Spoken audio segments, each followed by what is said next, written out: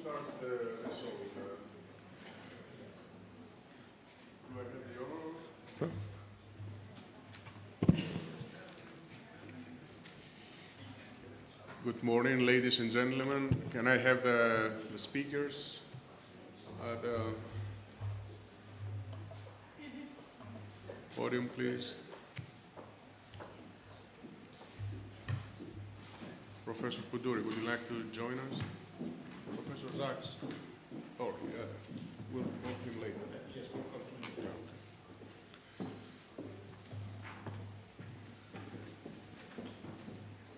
So, I don't think we have a master of ceremony. I will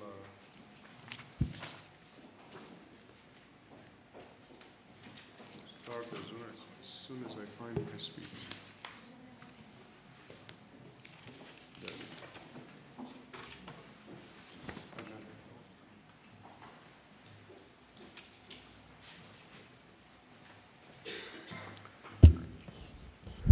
So, ladies and gentlemen, dear representative of the regional governor of the region of Central Macedonia,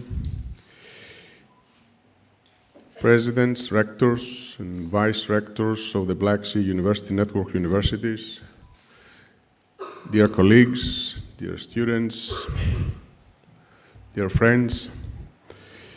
As the rector of Aristotle University of Thessaloniki, the largest multi-thematic university of Greece and one of the largest of its kind in Europe, allow me to extend a warm welcome to our university and to our city. Aristotle University stands in the center of the city of Thessaloniki, the ancient city, which in turn is at the center of the Balkan countries, close to all the major capitals in the area, and is a city in itself with almost 80,000 students and a large number of professors and staff. We cover all the scientific disciplines in our 11 faculties and 41 departments and counting. But it is a great honor for me to be addressing today this workshop on the initiative of launching the Strategic Development Solutions Network regional chapter in the Black Sea region. A workshop that comes as a result of the 13th Conference of Rectors from the Black Sea region, which took place in Thessaloniki last June, coinciding with the 20th anniversary of the network's establishment in 1998. As you can probably understand, the Black Sea Universities Network is a network of cooperation. It's a network that wants to strengthen the cooperation between universities. There are 115 universities in 12 member states of the Black Sea Economic Cooperation Zone. And this year and next year, the presidency of the network is with Aristotle University of Thessaloniki. So last June, in the Thessaloniki Declaration of the University Rectors, we decided to strengthen the monitoring and adherence to the strategic development goals as they were set, the Sustainable Development Goals, as they were set by the United Nations in 2015, actually, in the Paris Agreement. You see on this slide the 17 major goals,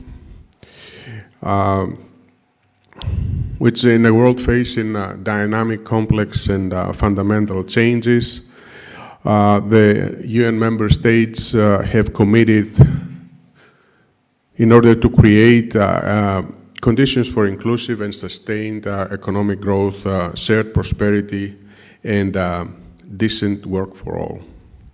So they have adopted these 17 SDGs, as they are known, and they have committed to bring an end to extreme poverty, to promote well-being for all, to protect the environment, to address climate change, and to encourage good governance and peace. Universities occupy a unique position within the society. With a broad remit around the creation and dissemination of knowledge, universities have long been powerful drivers of global, national, and local innovation, economic development, and societal well-being. And of course, they have a global, national, local impact in society. As such, the universities have a critical role to play towards the achievement of the adopted SDGs, while they most probably they will also greatly benefit from engaging with them. The tertiary education and scientific research sectors are explicitly recognized in a number of the SDGs. For example, SDG number 4 is quality education.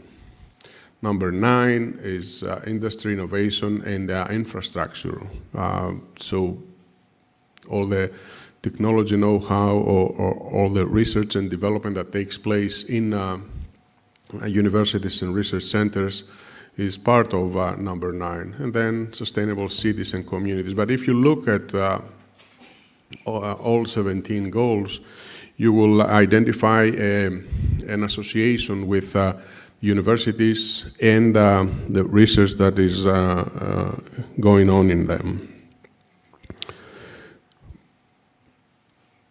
But there can be specific contributions identified and associated with the universities. For example, providing the knowledge and solutions to support the implementation of the SDGs by driving technological and societal progress through research, discovery, knowledge creation, and adoption. By creating current and future SDG implementers, by providing people with professional and personal skills and capabilities, as well as by infusing them with passion, creativeness, and desire for a better world. I welcome a number of students. It's a pleasure to have you with us today.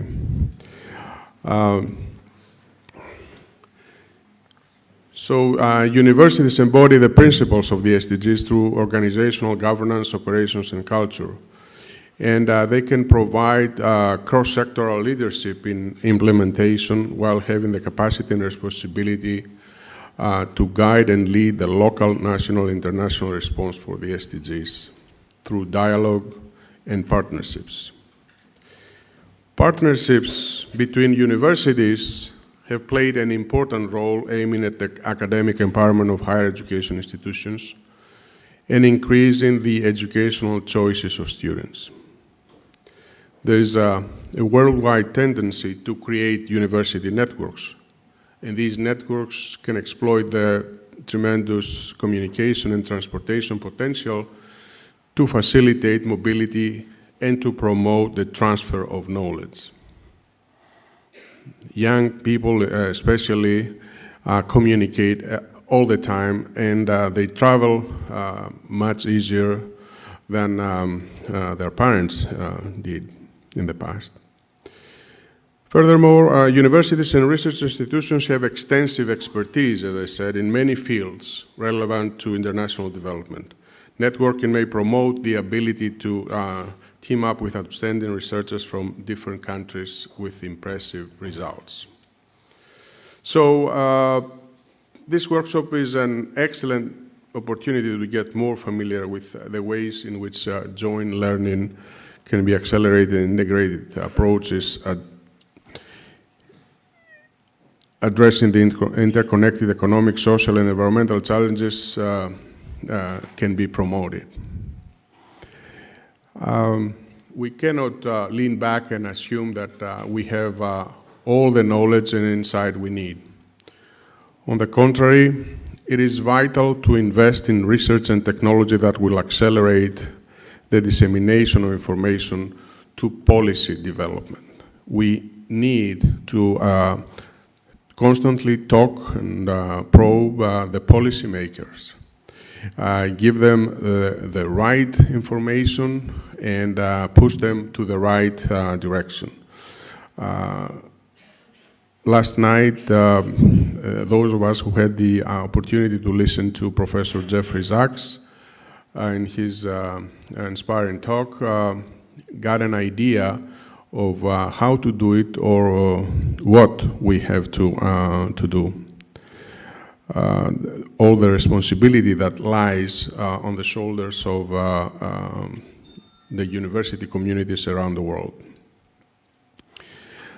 Regarding the leading role that universities of the Black Sea Universities Network, BSUN, play in the economic, political, and cultural life of their countries and the Black Sea region, all member states are encouraged to engage in education, research, policy formation, and information exchange on population, environment, and development to support the implementation of SDGs in the region.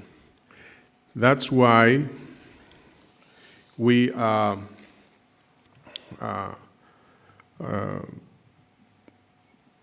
form today a sub-network or a node, if you want, of the Sustainable Development Solutions Network known as SDSN globally. And a node that will focus on the problems, on the issues of the Black Sea. In view of supporting university research towards the monitoring and implementation of the SDGs, the involvement of such a node with other similar initiatives and non-governmental organizations, such as the project for Earth observations for the Sustainable Development Goals, or the Copernicus initiative or Copernicus Academy, should be encouraged. This workshop is also expected to delineate the profile of this node, the new node, providing people, governments, businesses, and entrepreneurs with a common ground for collaboration, participation, and implementation of the 8 SDGs in the Black Sea region, by bringing together all those involved and by coordinating their actions, facilitating the achievement of the SDGs. Of course, as I said, this is a node, the Black Sea node, and it will be hosted in the Aristotle University of Thessaloniki. There is such a node in Greece, in Athens, and we have with us Professor Phoebe Koundouri. She will later tell us more about it. There's a Mediterranean node, and its headquarters are at the University of Siena in Italy, and there is a Russia and a Turkey node in these two big countries. So the Black Sea node is expected to collaborate with these neighbor nodes in Russia, in Turkey, in Greece, and in the Mediterranean to achieve better results. Our node, the Black Sea node, hosted at the Aristotle University of Thessaloniki, as I said, will be presided by Professor Nikos Theodossiou. He is a professor of civil engineering and also the head of Aristotle University's Environmental Council.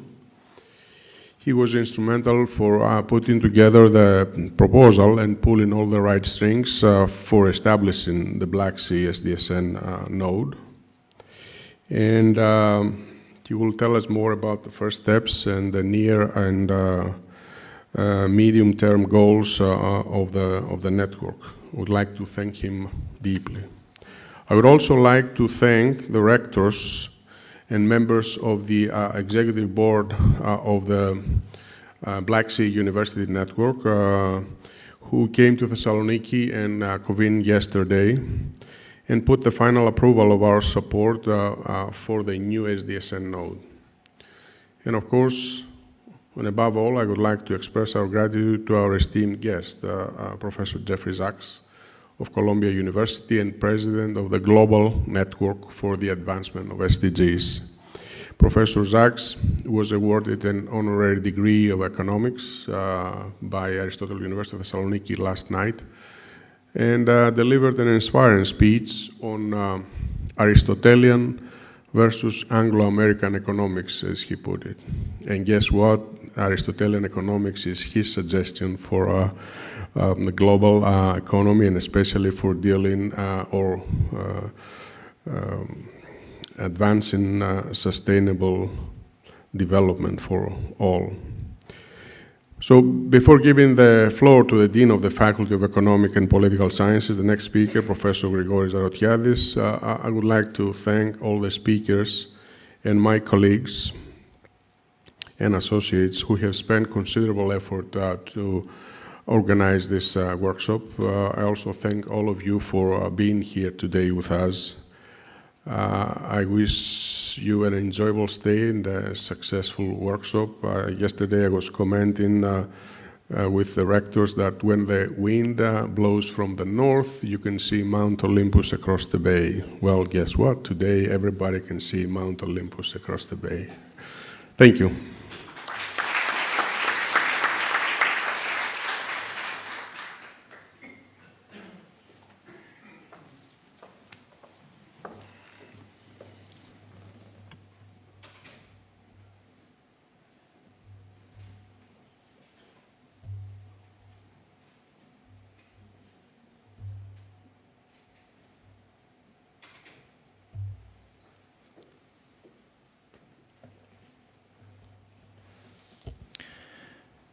Esteemed rectors, esteemed guests and representatives from local governance and from local society, dear colleagues and younger or more mature, it is a pleasure for me as well today to contribute to the discussions of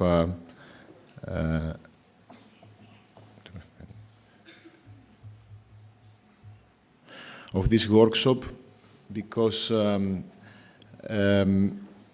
actually it starts from an initiative that has been taken, as we heard already from our rector, in the frame of the annual meeting and conference of the Black Sea University Networks, which secures in a way the success of the first steps of the node that will be hosted here.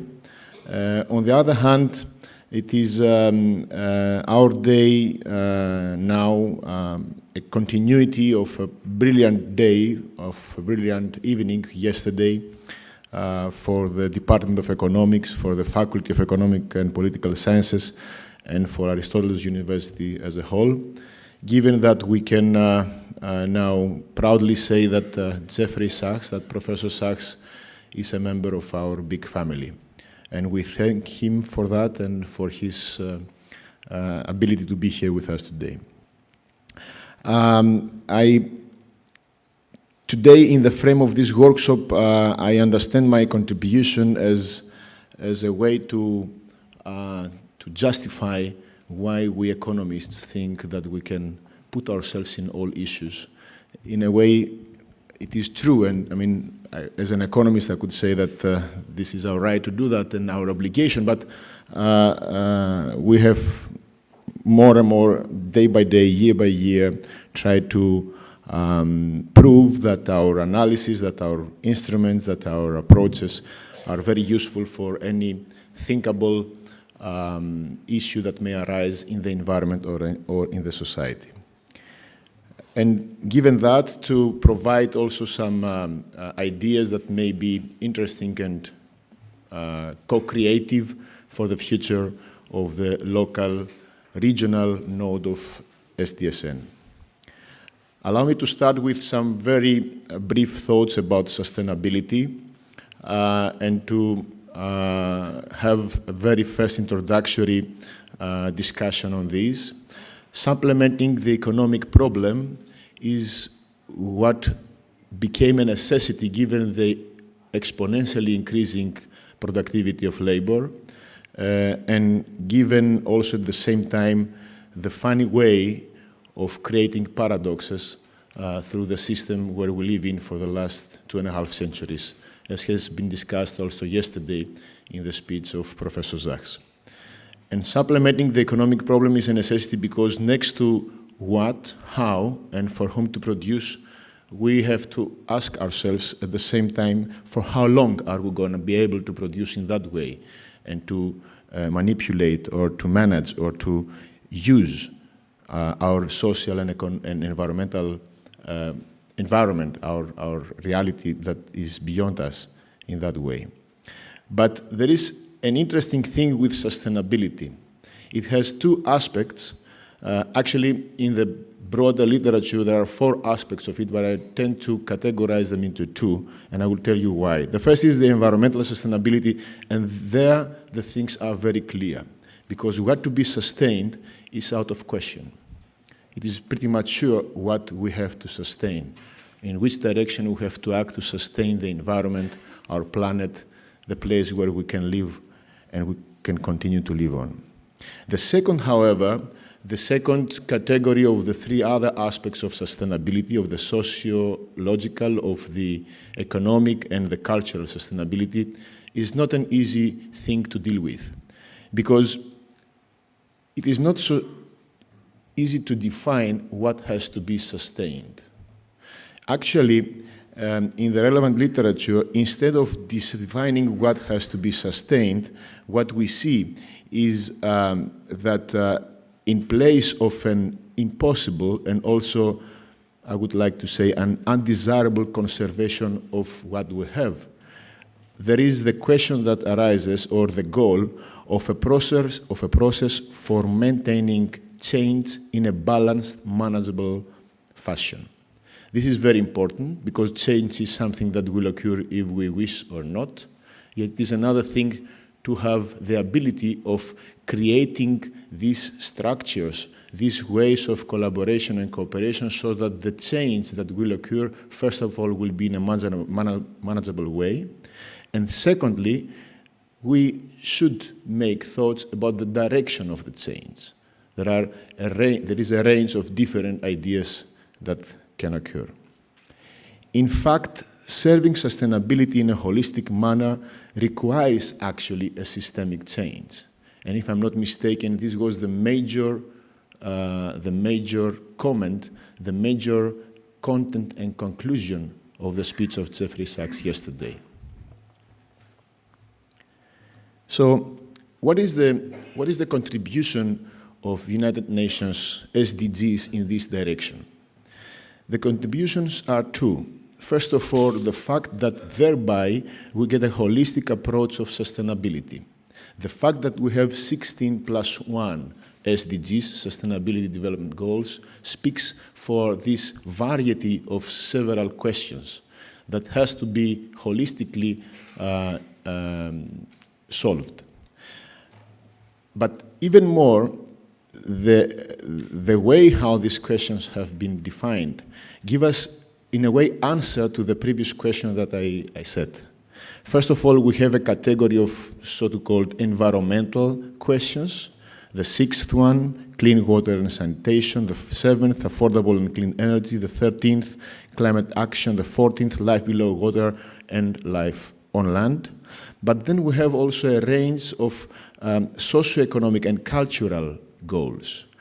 sustainability goals: non-poverty, zero hunger, good wealth and well-being, quality education, gender equality, decent work and economic growth, reducing inequalities in that sense as it comes once again in the sense of relative inequalities, responsible consumption and production, peace, justice, and strong institutions. And we see here, and if we go into the details that lie behind those titles, we can see that the United Nations and the group of colleagues that worked for that are trying to define, to answer to the question in which direction for the socio-economic and for the cultural sustainability. And this is very important. Then we have also two very important and interesting and useful horizontal goals: industry, innovation, and infrastructure, sustainable cities and communities. We could go into very much details and discussions with respect to that. It's not the time. This would be what the SDSN node will do in the future. The second aspect, the second important characteristic, the second important contribution of the SDGs is the fact that they cry out for a need of international cooperation, coordination, and co-creation. And this is actually the 17th goal, the goal of partnership. And I think that therefore it is also important to go forward in this direction with the local and regional nodes, because the actual goal of the SDSN to be created, to be founded today, is to strengthen the cooperation among people, institutions, governments, and firms in the region. So the next question that may arise is why SDSN? There are two issues that I would like to point out here as well. First of all, and this is something that we discussed also yesterday, sustainability cannot be succeeded automatically, unfortunately. Despite the fact that there are truly underlying laws in the society and the economy. There are underlying laws that govern the history and the evolution of the system.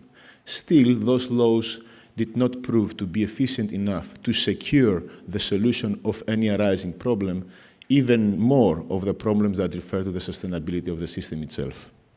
So therefore, a clear message is that intervention, good or bad, it is necessary. So we have to work towards doing it more better. And in that sense, the SDSN is a brilliant instrument towards strengthening the networking and the collaboration of all those who can intervene in the future towards the realization of the SDGs. An intergovernmental collaboration and intervention, a cross-regional between districts and municipalities in intervention and collaboration, among universities and R&D institutions, as it is the basis for the creation of our node, and also among social partners. And even more, let's go on with a third question. Why the Black Sea and the Eastern Mediterranean? Yet here we have, and as we heard already from our rector, there is an inflation of nodes in that area. The node of Russia, the node of Turkey, the node of Greece, the node of Mediterranean, the node to be, starting from today, of the Black Sea. Why is it so important to strengthen cooperation towards the SDGs in this region? Well, there are 4 reasons that I would like to mention for that. First of all, the fact that there are strong historical, contemporary socioeconomic and also environmental linkages in this area. So it is an area which is highly linked together. The different communities, the different countries, the different economic systems, the different socioeconomic disturbances are highly linked in this area together. The second thing is that we have a high severity of environmental and socioeconomic issues in this area, unfortunately, but this is truly the case. The third is a more positive way of understanding what is happening in our environment, and it is the fact that there are strong prospects of alternative solutions in this area, giving also the example of how the realization of the SDGs could proceed. First of all, we could speak about the blue economy in the Mediterranean, perhaps also in the Black Sea, after we proceed with some solutions. We can think about the fact that the economic activity in the Mediterranean, in terms of fishery, in terms of transportation, in terms of tourism, in terms of energy, and in terms also of all the activities on the two shores of the Mediterranean Sea, counts up to 1/5 of the sea production worldwide and makes the 5th big economy for the European Union and the Europe as a whole.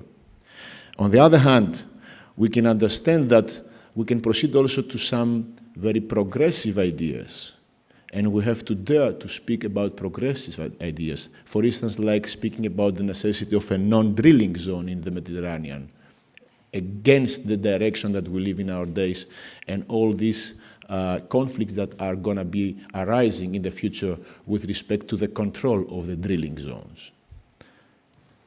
And the fourth point, I think it refers to the international situation as it is evolving in our days. We are living in a period of a new arising bipolarism. On the one hand, we have the Euro-Atlantic collaboration, and on the other hand, the Sino-Russian meeting in economic and political terms. And the funny and interesting thing is that the area from the Baltic down to the Black Sea and the Mediterranean is the area, as you see in the map, where those two under construction, under evolution polars are meeting each other. And therefore, an increasing competition may be fruitful, may not, arises in that area, which speaks again about the necessity of acting in this area. So, given that there are two ways of initiatives that our institution, together with collaborative institutions in the frame of the Black Sea University networks and also other networks that we run and contribute, there are two initiatives that need to be taken. The first is already here, the creation of a node for the Black Sea of the SDSN in Thessaloniki, and with the ability of strengthening the collaboration in the directions that I mentioned before, but also a Black Sea and Mediterranean Sustainability Development Goals Observatory.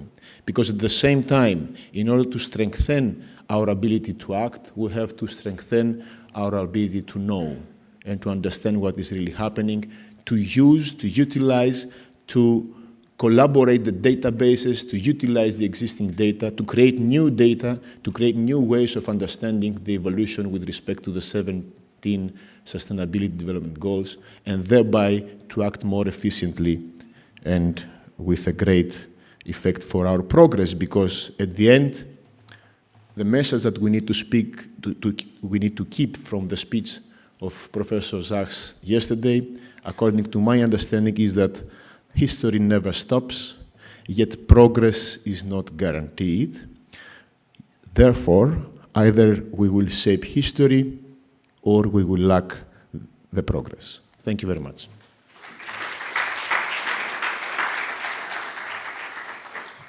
Thank you very much, Dean Zarotiadis. Before we move to more specifics about SDSNs, we will call to the podium a member of the class of politicians. So, dear friend, the regional governor, representative of the governor of Central Macedonia. He's Christos Mitas, the deputy head for commerce and industry. To say a few things about how politicians see these efforts. Ευχαριστώ. Κύριε Πρίτανη, κυρίες και κύριοι καθηγητές, Mr. Professor Jeffrey Zachs, επίσημοι προσκεκλημένοι, κυρίες και κύριοι, αγαπητοί φοιτητές. Σας καλωσορίζουμε στην πόλη μας, την πρωτεύουσα της Κεντρικής Μακεδονίας, μεταφέροντας τους χαιρετισμούς του Περιφερειάρχη και όλου του Περιφερειακού Συμβουλίου. Είναι ιδιαίτερη τιμή για την πόλη μας, αυτή η εκδήλωση σημερινή. Γενικά, κύριε Πρίτανη, έχετε ανεβάσει το πύχη πάρα πολύ ψηλά με τη διοίκηση του Αριστοτελείου Πανεπιστημίου Θεσσαλονίκης. Είναι ιδιαίτερη τιμή αυτό και για την πόλη μας και για τη χώρα μας. Είμαστε περήφανοι γι' αυτό, είμαστε δίπλα σας. Θα ήθελα βέβαια να είμαστε όλοι κοντά σας, γιατί δεν περισσεύει κανείς. Θα ήθελα να είναι εδώ σήμερα κάποιος από το Υπουργείο Παιδείας, από το Υπουργείο Μακεδονίας Θράκης, το Δήμο Θεσσαλονίκης. Στεναχωριέμαστε που δεν είναι μαζί μας, προσωπικά εγώ. Καλές εργασίες στην ημερίδα σας και εύχομαι τα καλύτερα. Ευχαριστώ πολύ. Καλημέρα σας. Thank you very much, dear Christos. And now we will pass the floor to Professor Phoebe Koundouri.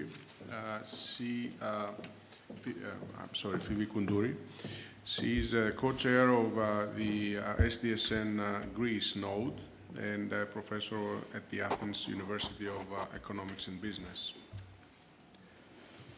Good morning, everybody. Just waiting for my slides to open.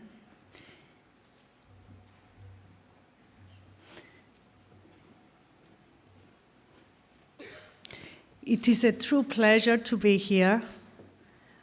Dear Rector, colleagues, students, dear friends, Jeff and Sonia Sachs, Nikos Theodossiou, it is a very happy day because we see this network, the Sustainable Development Solutions Network, growing. I will talk about this network as it runs in Greece. I'm co-chairing this network with Professor Dimitrios Papandreou, and the central focus of my talk is to communicate to you the issues and the challenges we are facing in order to implement interdisciplinary, holistic, integrated, sustainable development. It's a challenge, but it's a need. And we need to work on this need. As a person who has been teaching for 25 years, I start with definitions. Most of you know this, but please bear with me. Let's define sustainable development. Sustainable development is an organizing principle for meeting human development goals.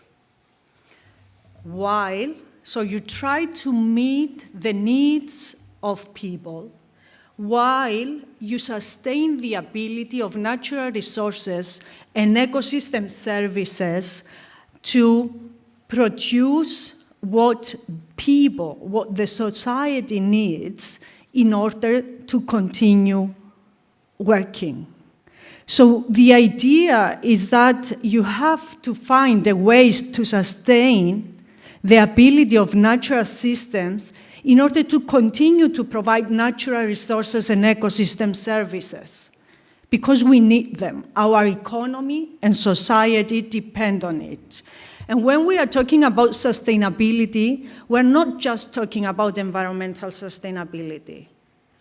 We are talking about, of course, ecosystem resilience, so environmental sustainability, but also economic sustainability, economic efficiency over time and space, and also social sustainability, intra-generational and intergenerational justice and equity. So it's a difficult concept, it's a complicated concept. We all know it as sustainable development meets the needs of the present without compromising the ability of future generations to do the same. But we have, as the Dean of the Economics Department indicated, we have to really understand and define the concept in order to be able to implement it. And we have to implement it soon, very soon. 10th of October. Report from the Intergovernmental Panel on Climate Change. We have another 12 years. It's scary because it's no longer trying to meet the needs of the present generation in order to make sure that we are not compromising the ability of the future generation to meet its own needs. It's about this generation. In 12 years, unless we manage to keep the temperature of the planet at most 1.5 degrees Celsius higher than the pre-industrial level, we are risking irreversible catastrophic events. Beyond this point, we will have significantly worsened the risk for droughts, floods, extreme heat, poverty for hundreds of millions. We are already experiencing these events, and they are only going to get worse unless we try to make the change. The good news, because I always like to be positive, is that we have the technology to make the change, and we can afford to make the change as a globe. What we need is political will to make the change. What we need is to mobilize all the stakeholders in order to make the change. Mobilizing stakeholders is never easy. It's a big challenge because the diversity of interests is huge. The diversity of understanding of the concepts is huge. The diversity of needs is huge. The Sustainable Development Solution Network is a global network bringing together universities and research and innovation centers, businesses, civil society organizations, policymaking and politicians, and trying to support science-driven implementation of SDGs. That is, bridge the gap between those who know the facts and produce solutions for the implementation of the SDGs and those who have to implement, the business, the policymakers, the politicians. And it is usually the case that those who have to implement do not know the facts, or do not understand the facts, or are afraid to face the facts. They have much smaller time horizons. They have other priorities because they don't understand the possible effects of not engaging with the SDGs. I don't have to remind you about the SDGs, just to say that Jeff Sachs was instrumental in producing them as a continuation of the Millennium Goals. And the idea is to mobilize global scientific, technological, and social expertise to promote practical problem-solving sustainable development. So we cannot wait anymore. We need to implement the solutions. The key word is implementation, implementation, implementation, but not just of anything, implementation of science-driven solutions. We know enough to have efficient solutions. We have to embrace those solutions. How are we doing in our country? Well, this is our SDSN SDG index profile. Red means we are going in the opposite direction of the way towards implementing the SDG goal. Orange means that we are going towards the right direction, but we are not making progress. Yellow means that we are making progress towards implementing the SDG. And green means we've implemented the SDG. We have achieved the targets. I should tell you that each SDG has specific targets, which is a good way to guide somebody who is in the implementation arena. Where are the good news here? The good news is that we are making good progress, and it seems like we will be able to implement renewable energy, engage with renewable energy production in the country, and also we're making a lot of progress with regards to climate action. This is good news. These are difficult problems to handle, and we are proud that we are doing that. We have to do much more on the other SDGs as well. Let me also say that there is also a Mediterranean hub coordinated by Professor Caponi at the University of Siena, and they are trying to implement the conceptualization of SDGs in the Mediterranean region. And the fact that we are having the Black Sea hub is extremely important because the two seas, the regions that are framed by these two seas, can collaborate a lot. They are facing some similar problems, some different problems, but discussion between them will be fruitful for implementation. Priorities for the Mediterranean region, of course, ensuring sustainable development in marine and coastal areas, promoting resource management, food production and food security, sustainable cities, climate action, transition towards a green and blue economy, and improving governance in support of development.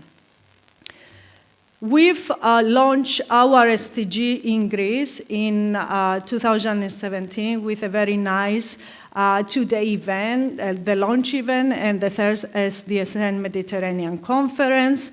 We have two co-chairs, as I said before. I co-chair with Professor Nikos Papandreou. We have a very strong leadership council, the most influential and high-profile business, NGOs, policymaking, and politicians of the country from all spectrum of political affiliation. And the SDSN Greece Hub is supported by the Kapodistrian University of Athens and the International Center for Research on the Environment and the Economy. We have a huge network of more than 300 universities and more than 3,000 universities and 2,000 companies and NGOs, and we support many global SDG initiatives. More specifically, we have three cross-cutting things: valuation of natural capital, and incorporation of the value of natural capital in investment decisions. We consider it hugely important. Natural capital is one of the biggest, the most valuable capital of our country. So when you think as an economist, you think of different forms of capital. Capital as in buildings and equipment, capital as in humans, human capital, labor, and then natural capital. In this country, but in many countries of the world, even the most developed ones, natural capital is not valuated and is not incorporated in investment decisions. That's why we go wrong and we overuse and overexploit our natural capital. And it's not easy to value natural capital, and it's not easy to conserve it because you don't have explicit property rights on it. So we have to work on how we manage holistically and collectively our natural capital. Our other thematic priority is climate change, mitigation, and adaptation, and we work a lot with the Climate Change Committee of the Bank of Greece for the different plans of mitigation and adaptation policies. And also all the peripheries of the country are now developing their climate change paths. And finally, sustainable development in times of crisis. See the financial and socioeconomic crisis as an opportunity for identifying new ways, more sustainable, in order to organize your society, in order to organize your economy, in order to organize over space and over long time horizons, your development path. Our thematic priorities, even more specifically, sustainable shipping, because Greece is a big power in shipping and can have global effect, and marine resource management, how we manage our marine resources, our fisheries, the ecosystem, the biodiversity, the production of energy from marine resources, and so on. We have a very well-established network of ship owners and researchers focused on marine resource management, an interdisciplinary network, and relevant incubator for incubating technology that enables acceleration of solutions in this area of the economy. Then we also focus on sustainable energy and energy security, sustainable water, food, and energy nexus, sustainable tourism, biodiversity, very important for Greece, and of course, education and training. Because to engage people, you need to make them aware of the situation. And when I say people, I mean from kindergarten to university students to adults, to politicians, very important to educate the politicians, to policymakers, to businessmen, to NGOs, everybody. Making people aware means that they start to understand. Understanding comes from knowledge and education. So training courses and education are crucial in engaging the stakeholders in order to implement sustainable development. We've been working on sustainable development issue, and when I say we, I mean my team of researchers, more than 100 researchers nowadays, all over the world, projects on marine resource management, climate change, renewable energy, water, food, and energy nexus, and so on. Attracting money to do good research is doable when you are committed.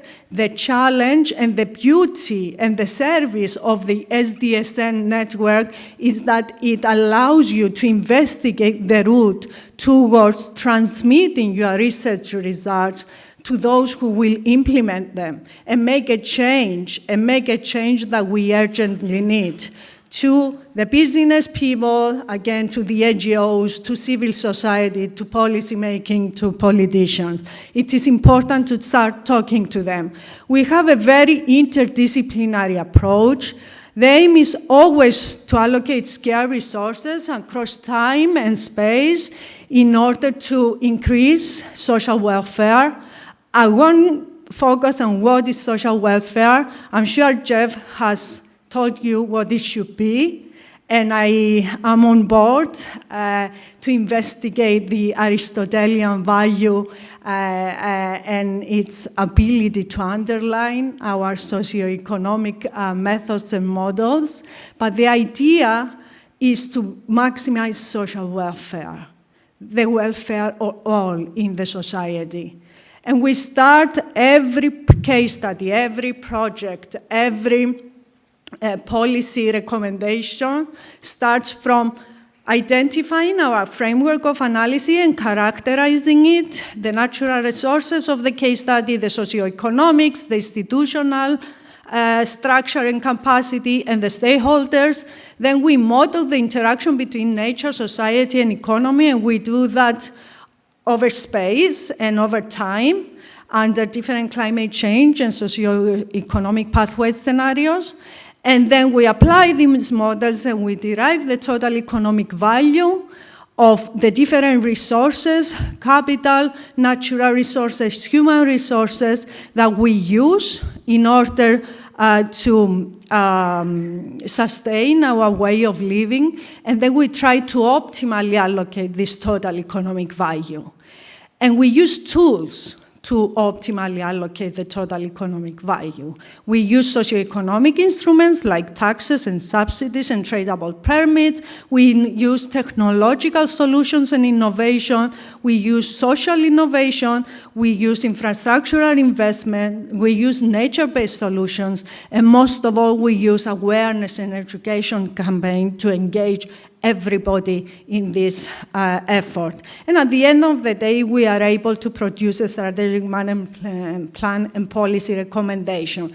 What is important here to take with you, if you are not an economy student, maybe you think that this is a bit crazy, but basically, in order to implement this interdisciplinary holistic management towards sustainable development, we need to be able to identify the ecosystem services on which our lives depend on, and different natural resources provide different services, provisioning, regulating, habitat services, cultural services, and we have to translate these services into human benefits and monetize them. And then we are able to incorporate them into business plan and investment decision allocation and allocation of investment decisions. So the value of our capital is important, and we need to understand it. Usually when I go to interdisciplinary conferences, they come out and they say, oh, well, economists are those people who know the price of everything and the value of nothing. This is so wrong.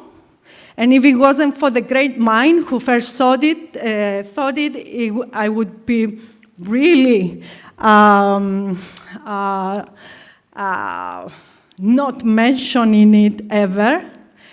But the truth of the story is that the economist is the scientist who is trying to derive the value of everything for the society. We are anthropocentric.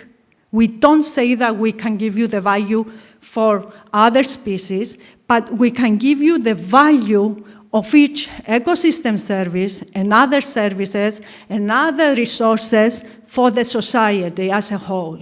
And if we can preserve this value, and if we can shape it towards becoming sustainability aware, then we have our solution pathways. All of this is written in our books, a lot of research output, but also a lot of effort in communicating these results to the other stakeholders, because we really see the urgency of implementation. Let me give you a very quick snapshot of some, let's say, 2 or 3 projects.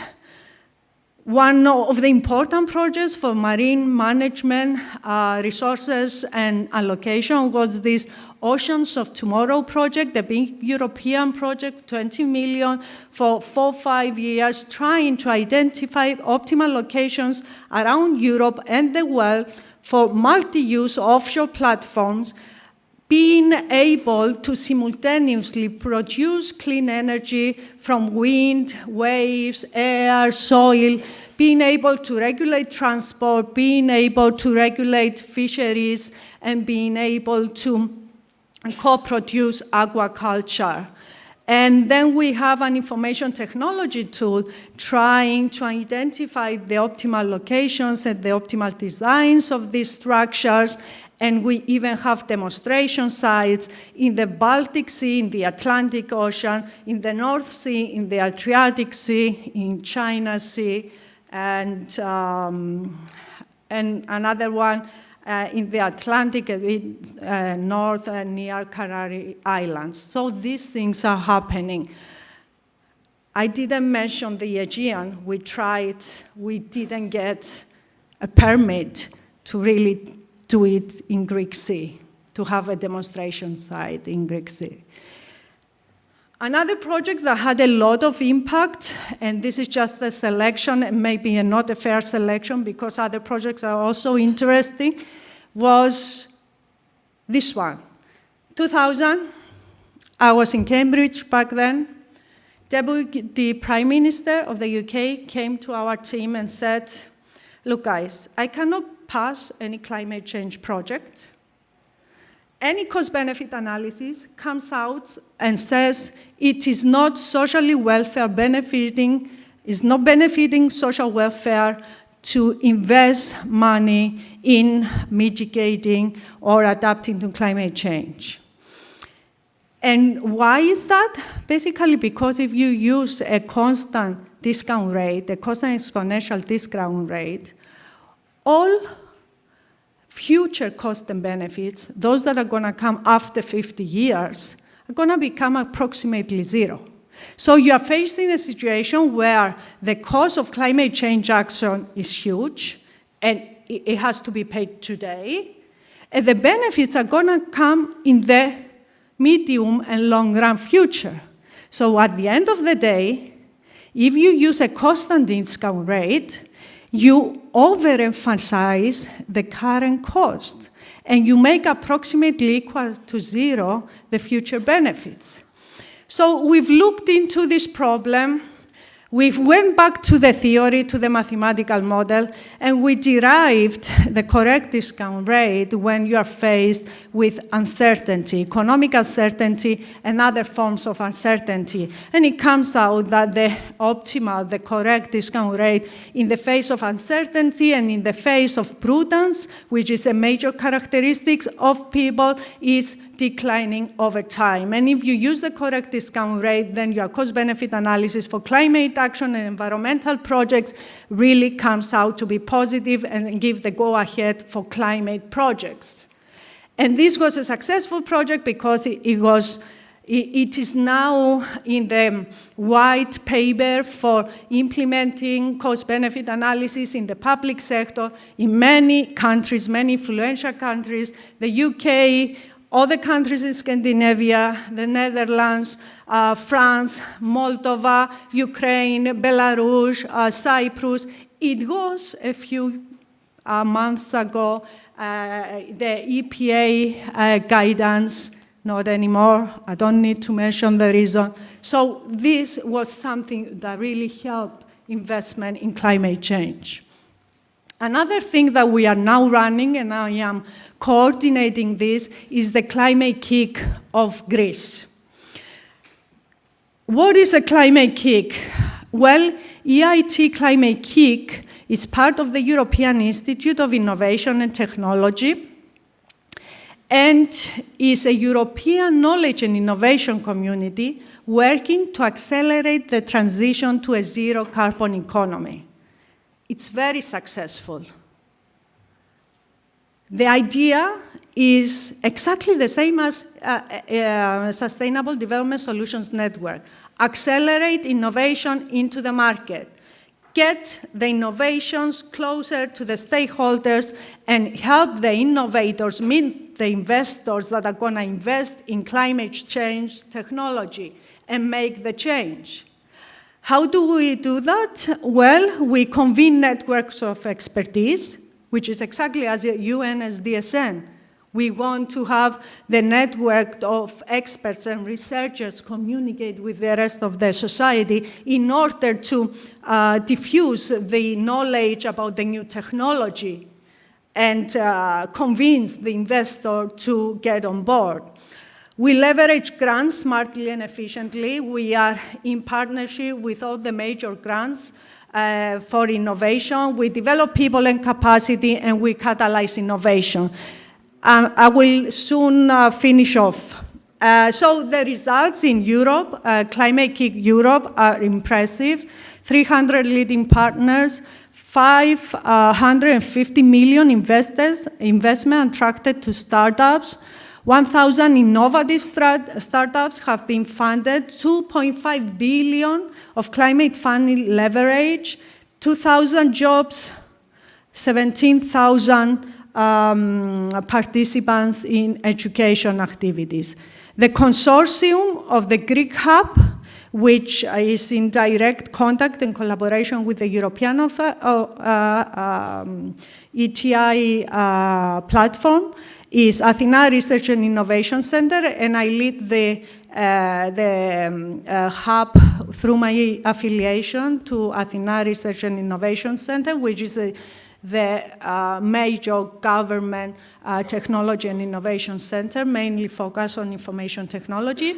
The Academy of Athens, Unifund, which is one of the funds funded by Equifund, the European Equifund, ERFC, an NGO, SDSN Greece, of course, IOVE, which is the Foundation for Economic and Industrial Research, and it embraces all more than 300 enterprises Greek enterprises, and Unis Energy Group, a private sector, a clean energy company. And of course, with the support of the Ministry of Environment and the Green Fund. One important project that made us the winning consortium was BRICADE project. This is a European project that produced a platform where more than 500 innovators that innovates technology that allow us to hedge against climate change effects, and in particular against droughts, floods, and extreme weather conditions. And then putting all these innovations after they've been assessed and selected on a climate window and bringing everything on the climate window close to the investors and achieving investments in this area. And it has been a very important and successful window, innovation window, and Climate Kick Europe is embracing the results of this project as well. We also do a lot of work on the water, food, and energy nexus. Let me just announce that on 27th of November, we are gonna announce in Brussels the European cluster of water, food, and energy nexus. It's many projects on this issue, more than 100 million of funding on working exactly these issues. Very quickly, I just want to say that I've been talking. Because we have to. I've been talking about technology and I've been talking about climate. And this year, economics Nobel Prize basically gave honor to these sections of economic work. Nordhaus for integrating climate change into long-run microeconomic analysis, and Paul Roman for integrating technological innovation into long-run microeconomic analysis. As we heard before, everything is open access, and we have a very big project, the European Platform for Open Access of all research results, and we have built an SDG community under SDSN Greece that allows open access to all the projects, all results, all models, all data that have to do with SDGs in Greece for the last 20 years, and we are going to expand this to the rest of Europe. Send us relevant results if you have. We have many education activities, the SDG Academy, more than 1 million students. You should go there, look for it. The best of the best in the planet talk about SDGs, explain them, and indicate ways for implementation. Tomorrow we run climathons in Athens, Piraeus, Larissa, and Crete. Climathons are hackathons that have to do with climate change, collecting data for climate change and inspiring the use for this data in order to implement sustainable development. We have many education and training, other activities, and I'm just closing by indicating that soon we will have an MSc in climate change, innovation, and sustainable development. We want to build a Greek sustainability report that will come annually, and we also plan a summer school with SDSN Global, trying to understand how Aristotelian values can be integrated in contemporary political economy. I always talk too much. Sorry. But it was the right talk to set the stage, Professor Koundouri, on what an SDSN node has to do or what it can achieve. Now we thank you very much, and congratulations on the activity of the Greece node.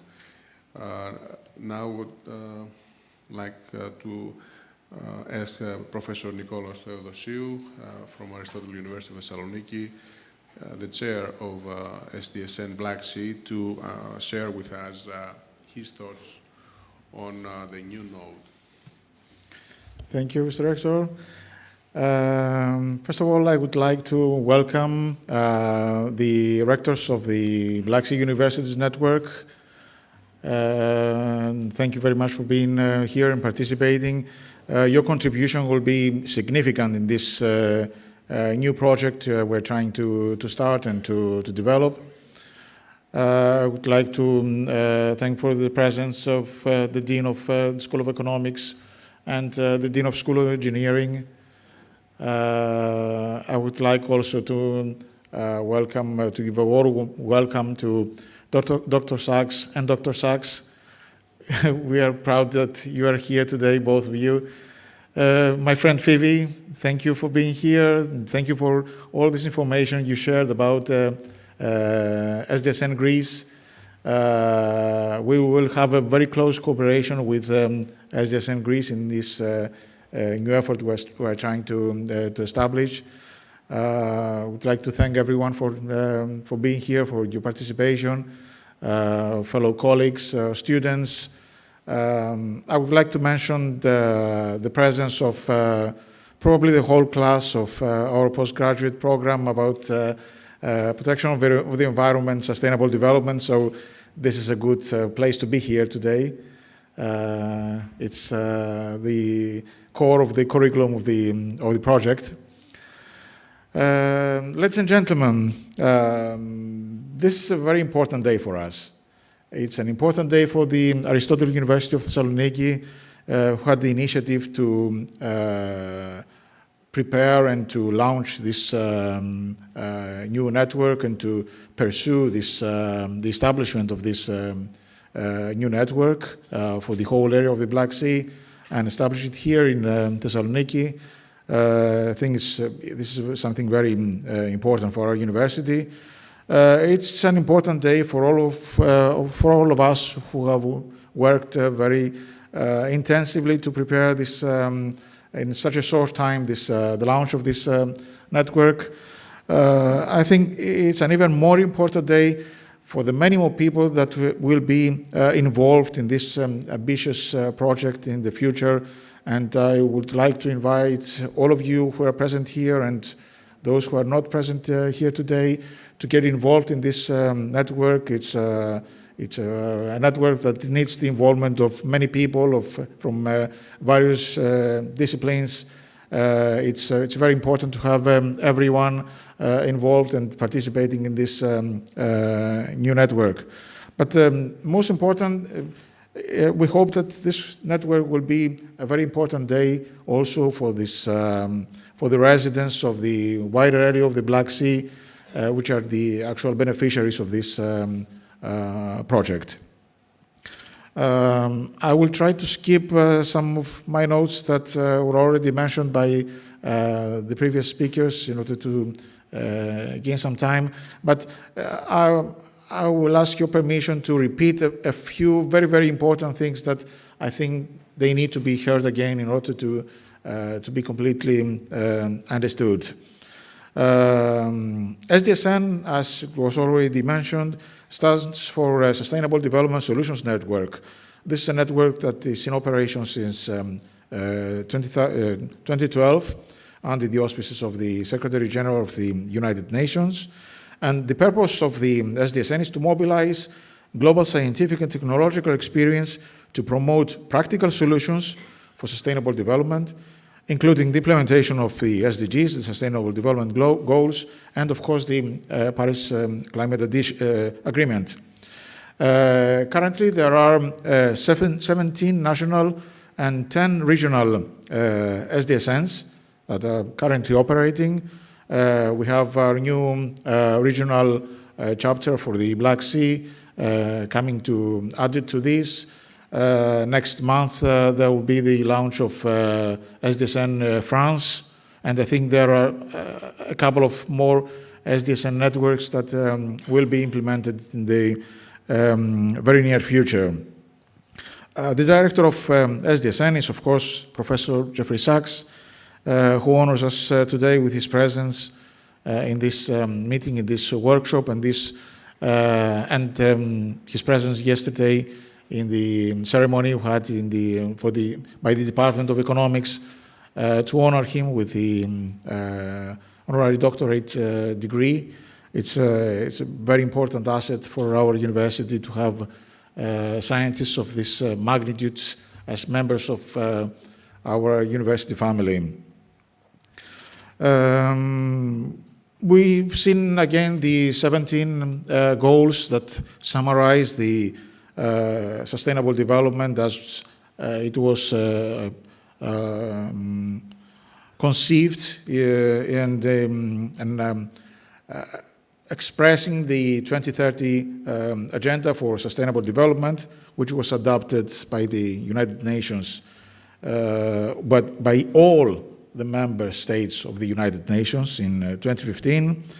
And of course, as you already heard, these goals include the fight against poverty and hunger, the necessity to provide good health and education, clean water and clean energy, decent work and equality, equal rights for everyone, innovation, infrastructure, sustainable cities. Our cities are not sustainable. We need to do a lot to develop our cities into a more sustainable form. Responsible consumption and sustainable production, which is a very important issue. Life on land and below water, of course, peace and justice for all. And last but not least, of course, the fight against the causes of climate change and the need to take and to develop and understand the necessary adaptation measures that we need to take in order to adjust ourselves to this ongoing climate change. I will just repeat something that Phoebe said a little earlier about this reports of the Intergovernmental Panel on Climate Change. It's a very important organization. It's the most official organization worldwide that deals with climate change. And they reported only last week that we only have 12 years in front of us to prepare and to do something before the situation, the current status of the climate becomes irreversible. This is extremely important. We are in a very, very important status right now. We can do things, we can take measures, but we need to decide that this is something we need to fight for. In just a very few years, things will be irreversible. This is something that it should awaken us all. It's a very, very close date. It's not something. It's not a distant. It's not a distant future. It's tomorrow. 12 years is tomorrow. We need to do something. We need to do a lot of things in order to avoid this this catastrophe, as it was described by Phoebe, and is very, very analytically described in this the report of the IPCC, the Intergovernmental Panel for Climate Change. Well, of course, talking about the Paris Agreement and the fact that all United Nations member states agreed to this agenda, the 2030 agenda, and the 17 Sustainable Development Goals, one cannot avoid to refer to the unfortunate event that the current administration in the United States decided to withdraw its support to this goal, especially the climate change actions. This is very, very important. It's sad, but it's very important because the United States is not just another country. It's a very important country. It's a very significant country with significant influence. And of course, he's a very significant player in this development of the changes that we observe in our climate. So it's something that we need to look into and see if there is another way to deal with this, the absence of the support of the United States in this fight against climate changes. But I'm sure Professor Sachs will refer to it later in his speech as well. Now, in regard to the SDSN Black Sea, the Sustainable Development Solutions Network for the Black Sea, we consider this to be a very challenging opportunity. The Black Sea area is a vast area, it's a huge area, with lots of different and diverse issues related to almost all the 17 Sustainable Development Goals. So there's a lot to be done in this area. We need to implement things not focusing on 1 or 2 or 3 SDGs, but there are issues concerning all 17 SDGs. So there is a lot to be done.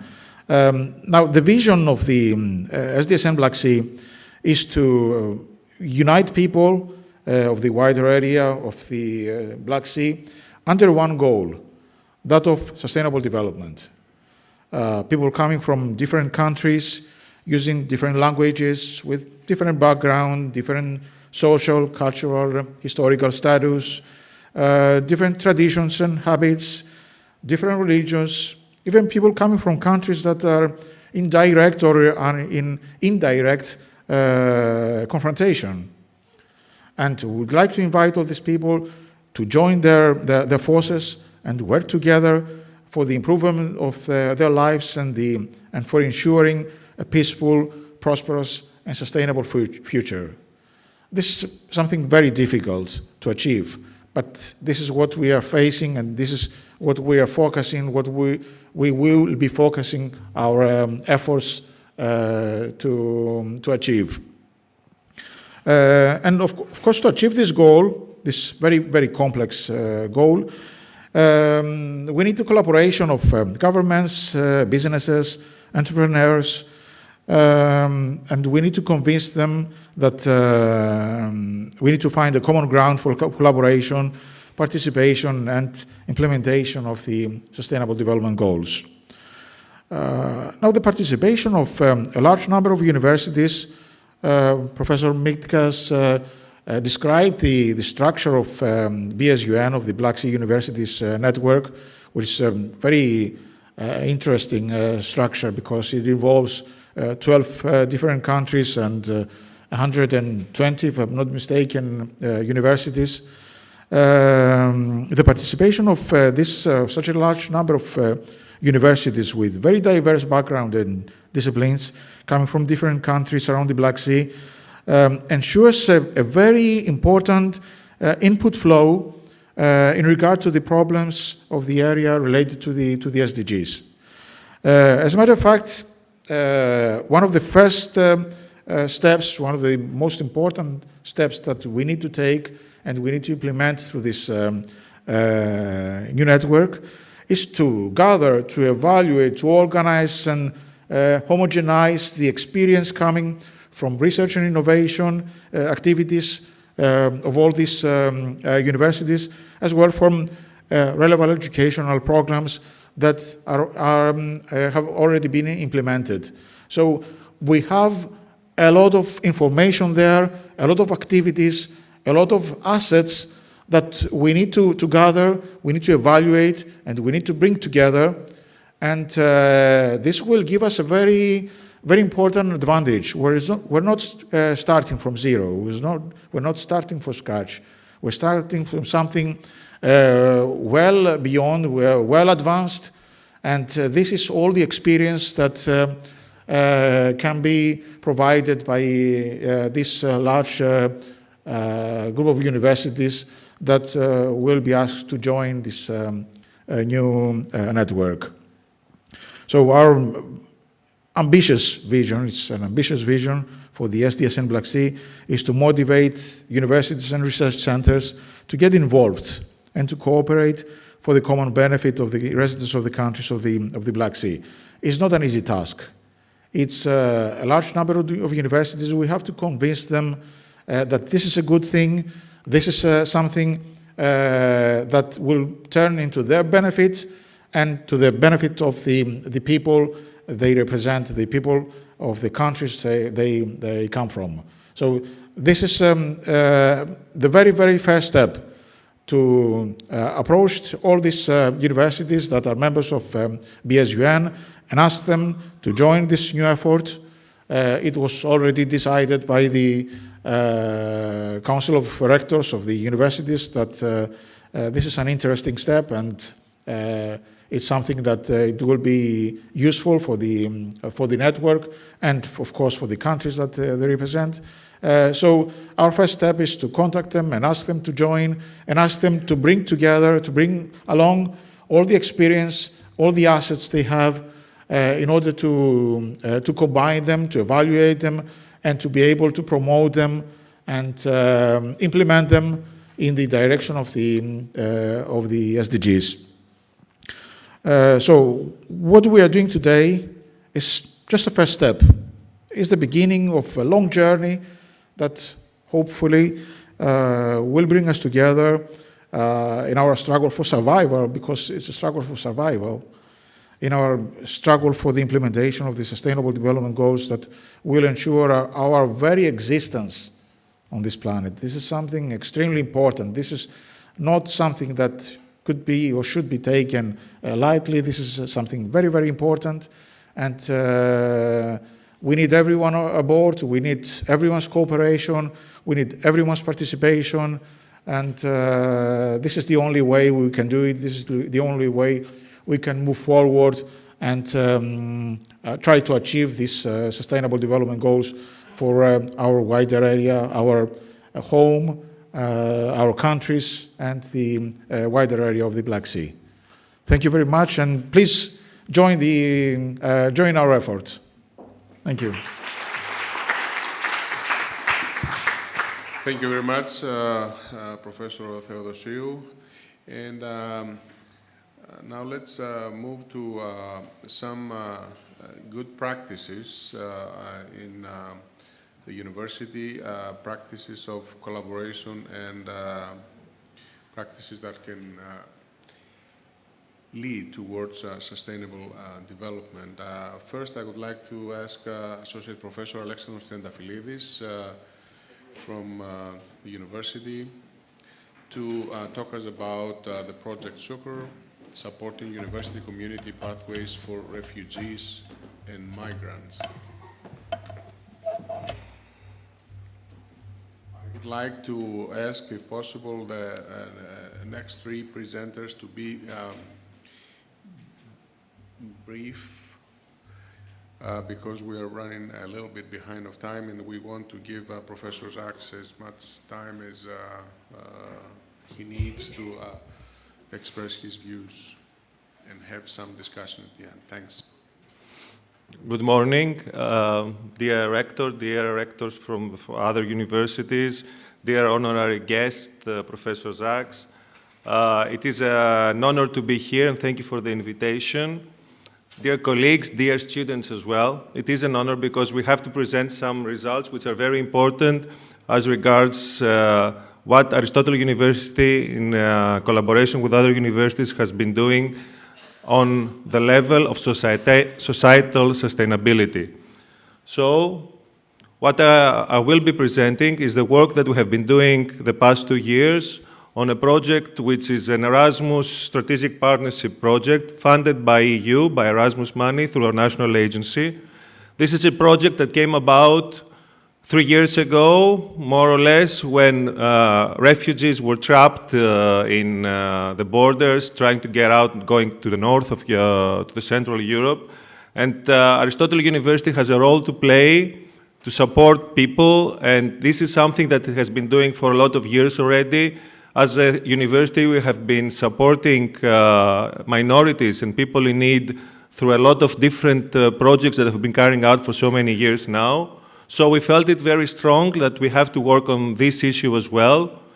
So in order to do that, and based on our expertise and working together with other universities, the University of Cologne and also the Vrije University of Amsterdam, and with the stakeholders, the Greek Council of Refugees, we built this project. This project, we need to support refugees, we need to support and we need to do different things. We have been quite hopeful that we can do a lot of stuff, and I think we have a lot of results, and I'm going to present some of those very, very quickly. We have been building this project on two pillars. One is how can we advance the discussions as regards the integration of refugee students and refugee scholars within European universities. So we have been working closely as regards a publication of good practices, and this is something that we will discuss. And also the other very important issue, especially for Greece, was how can we support those practitioners, those workers who are supporting the general refugee population. So this is where universities can build courses on that direction. This is what we have done so far. So our first publication, which is already online, has to do with refugee students who are trying to be integrated into the universities. We have already prepared an online publication on accessing higher education in Europe, challenges for refugee students and strategies to overcome them. What we propose here is a road path where we are looking at the problems and at the issues that refugee students face as they try to enter European universities. A road path which has been built based on interviews and discussions and online questionnaires with more than 100 universities around Europe, and with a lot of discussions with refugee students as well. So what we do is that we identify the problems, the situations, the challenges which can be personal and also departmental, which can be systemic as well. Challenges that refugee students face, for instance, as regards the problem as regards access to information, or the fact that they feel they have to be integrated in a different culture. And then we also offer solutions like where students can also participate, local students with buddy systems, and try to help the integration of refugee students.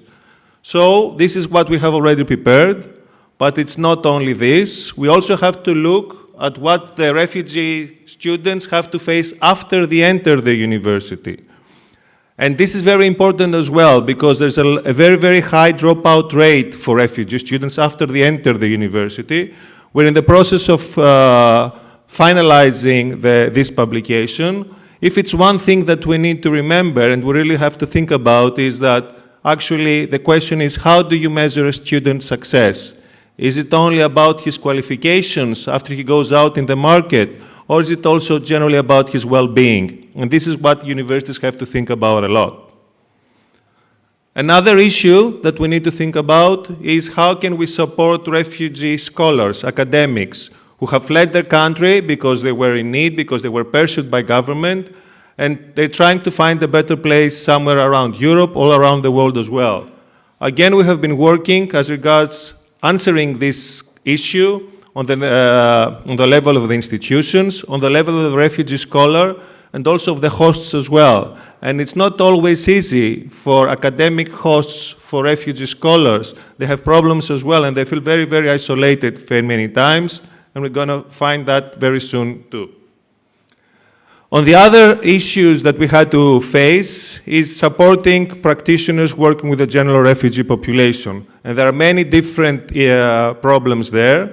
So what we have come upon and what we are building right now is, first of all, an online course which is addressed to the practitioners, to psychologists, to social workers who are working with refugees, and after discussions with them, what we are building is an online course which will identify those issues and how we can try to solve some kind of these problems for refugees and for practitioners working with them. And in this, we also tackle the issue of integration of refugees through sports. So we propose sports games which are not competitive, I have to stress that, and the issue is how can we integrate refugees with the society with non-competitive sports. And the last course that we have been building, and it's already available, is supporting of practitioners on legal and health issues. It's already available. There's a lot of bibliography. There's a lot of different sections within this course.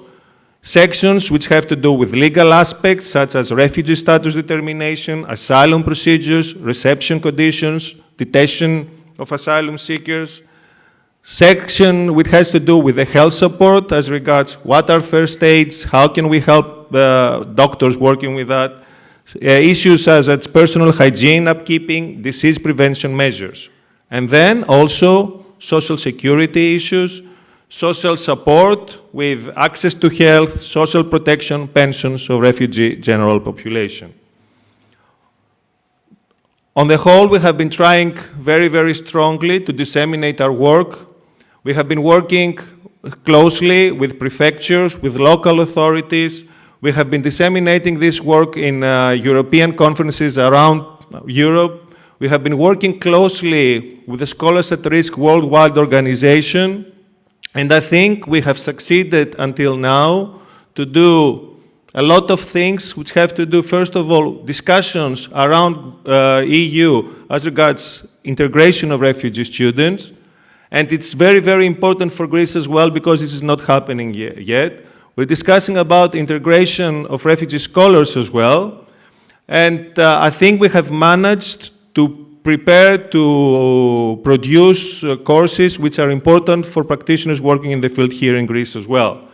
I think one of the highlights of our work has been the fact that we have been invited by UN. So our Vice Rector for Academic and Student Affairs, Professor Aristotle Theodossiou, was presenting Sucre at the UN headquarters. And this is because I think our project is directly or indirectly related to SDGs that we're discussing today. You can find more information about our program through our website or through our Facebook, and we have a lot of information on that as well. And if it's one thing that I think that we all have to remember, instead of thank yous, is that as European universities, we have a moral obligation to support the poor, the less privileged, and those in need. So thank you very much. Thank you very much, Professor Triantafylidis, for an inspiring talk. Is Professor Karpouzos here? Yes. Assistant Professor Dimitrios Karpouzos from the Department of Agriculture at Aristotle University of Thessaloniki will present a new program, master's program. It's a joint degree with the People's Friendship University in Moscow, in Russia. It's a first for our university, probably for a Greek university. So towards quality education and also organic farming. Thank you, Rector. Thank you, colleagues and students. Thank you for this invitation. It is my pleasure to present the International Postgraduate Program with Aristotle University of Russia, as well as other cooperation actions that we have with this Russian university. It all started in 2015 when a transnational agreement between the Aristotle University and the Aristotle University was signed by the two rectors, and the aim of this agreement is the educational and research cooperation between the two universities. Within this frame of this agreement between the two universities, the Faculty of Agriculture, Forestry and Natural Environment and the Agrarian Institute of Rudin have established a successful cooperation with many actions. The School of Agriculture consists of 7 departments and that cover all sections of agricultural production, agricultural economics, soil and water management, food science, animal production, and has a long history in the contribution to the rural environment of Greece. The main action of this cooperation between the two universities is the establishment of a common master program in organic farming. This is strongly related to the goal 17 of Sustainable Development Goals. And now let's see how does organic farming lead to sustainable development.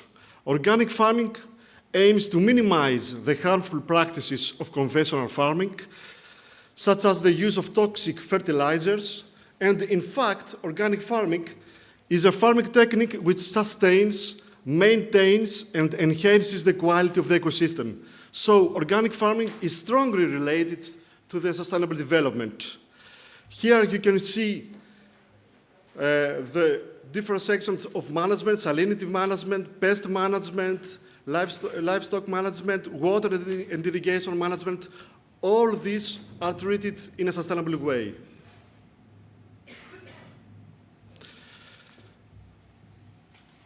Now we present here 9 goals, 9 sustainable development goals that are strongly related to organic farming. We have the goal 2, where organic farming gives sustainable food production. We have premium prices that improve livelihoods, and also farmers are not exposed to harmful chemical environment. Concerning the goal 8, organic farming is a sustainable source of livelihood. Goal 1, organic farming reduces the water pollution. This is related to goal 6. And so clean water ensures safe life underwater. Also, concerning goal 9, organic farming has a great impact. We have business opportunities for youth and to market commodities, as well as we have modernization of agriculture in organic farming, and organic farms can be contracted to agribusiness firms. Concerning the goal 12, we have efficient use of natural resources, soil and water management. Healthy food produced by organic agriculture is clean food. So it is related to goal 3. And also about the goal 13, climate action, as we have environmental friendly inputs without chemicals. Let's focus on the quality of education, which is goal 4. In the framework of the agreement for the implementation of the program, the university partners commit to ensure that the program is matching the modern international standards of education in the field of agriculture. Also, to provide students with contemporary knowledge and skills in the field of organic farming, and to use modern learning technologies. To implement these commitments, the parties can cooperate with private, public, and non-profit partners and organizations. Also, the partner universities agree on the mutual exchange not only of research, but also of educational material.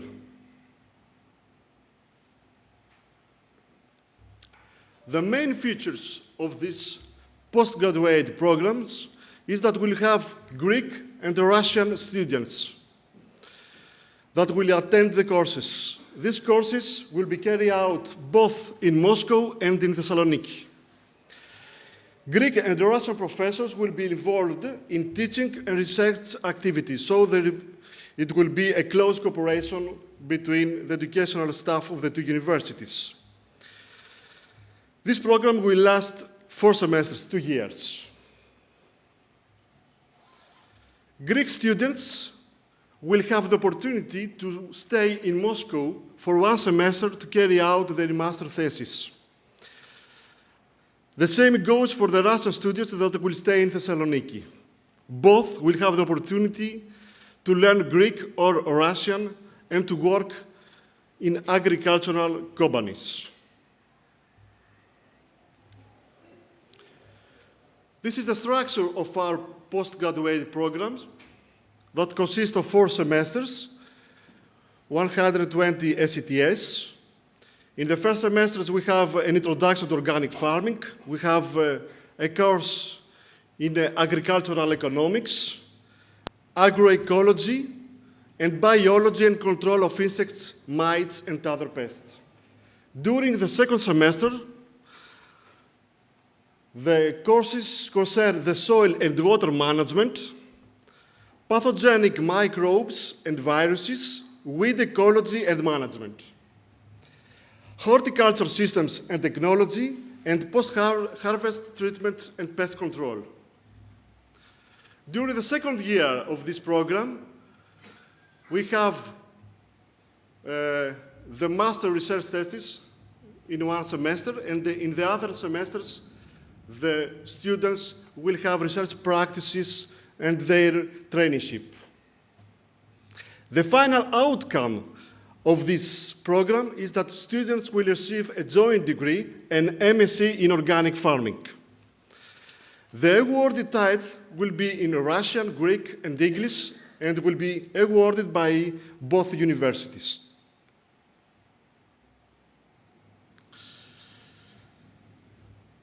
During this year of preparation of this postgraduate program, we have organized 6 student conferences in Thessaloniki and in Moscow. In this conference, students presented their own research work and had the opportunity to visit the research laboratories. There is also staff mobility during this cooperation. Greek and Russian professors participated in international conference organized by the 2 universities. 2 conferences were organized in Moscow and 1 conference in Thessaloniki during Agrotica. As this cooperation has been strengthened, a Greek-Russian friendship student club has emerged, and we believe that we have a further action from the students. The most recent action of our cooperation with Aristotle University is this autumn school that is running just now, this period, and we have 42 students that participate in this smart agriculture school, and 32 of them are from our School of Agriculture here in Greece. This school is located in Aristotle University in Moscow. Students will be trained in smart agriculture, in soil condition, in field monitoring, in GIS, in having also other modern technologies such as using smart data. So, in conclusion, we have a joint master program, which is the first in Greece with a Russian university. We have organized student and scientific conferences. We have also thematic seasonal schools. We have established centers for the Greek and the Russian language, and also the students can work and practice in Russia and Greece in the agricultural sector. So we think that is a good example of successful cooperation between the 2 universities, this cooperation between the Faculty of Agriculture and here in Aristotle and in Moscow, Aristotle University. And we really hope that we have even more fruitful results at the future.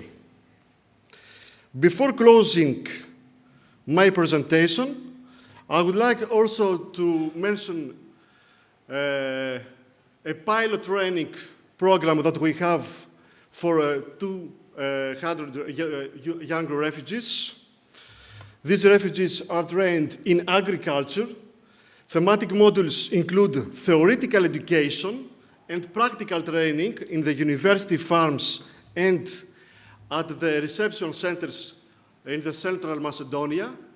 And the final outcome of this action, which is strongly related to these goals that we can see here, learners will acquire technical skills useful to enter the labor market smoothly in the agricultural sector. Please let me express my sincere gratitude to the Dean of Faculty, Aristotle University, who is the leader of this cooperation, to the head of the School of Agriculture for his continued support, the rector and vice rectors who have always been standing by us to achieve our goals, the academic and administrative staff for their valuable help and enthusiasm, and our students for their active participation. Thank you very much. Thank you, Professor Karpouzos. Indeed, we are proud of this achievement. It took us a few years to accomplish it. Now, for a word from our students, Panagiotis David, from student group ISEC. They have embraced the issues of sustainable development and he's going to talk about some initiatives for the implementation of the SDGs. Thank you. Dear Rector, dear guests, Mr. Zaks, thank you for yesterday's speech. It was truly mesmerizing, especially from a young perspective. I can't describe how honored I feel, first of all, for being here as a representative of my organization and supporting this great initiative. In my speech, not only will I have the chance to present ISEC as an organization, but also our activities towards the implementation of the SDGs, the Sustainable Development Goals. Our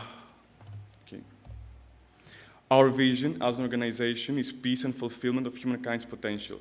This is what drives our daily actions and what unites our global community across the world since we were founded in 1948 after the Second World War. Back then, ISEC was created by a group of young people, a French, a Swedish, and a German student, determined that cross-cultural understanding was essential to prevent similar conflicts in the future.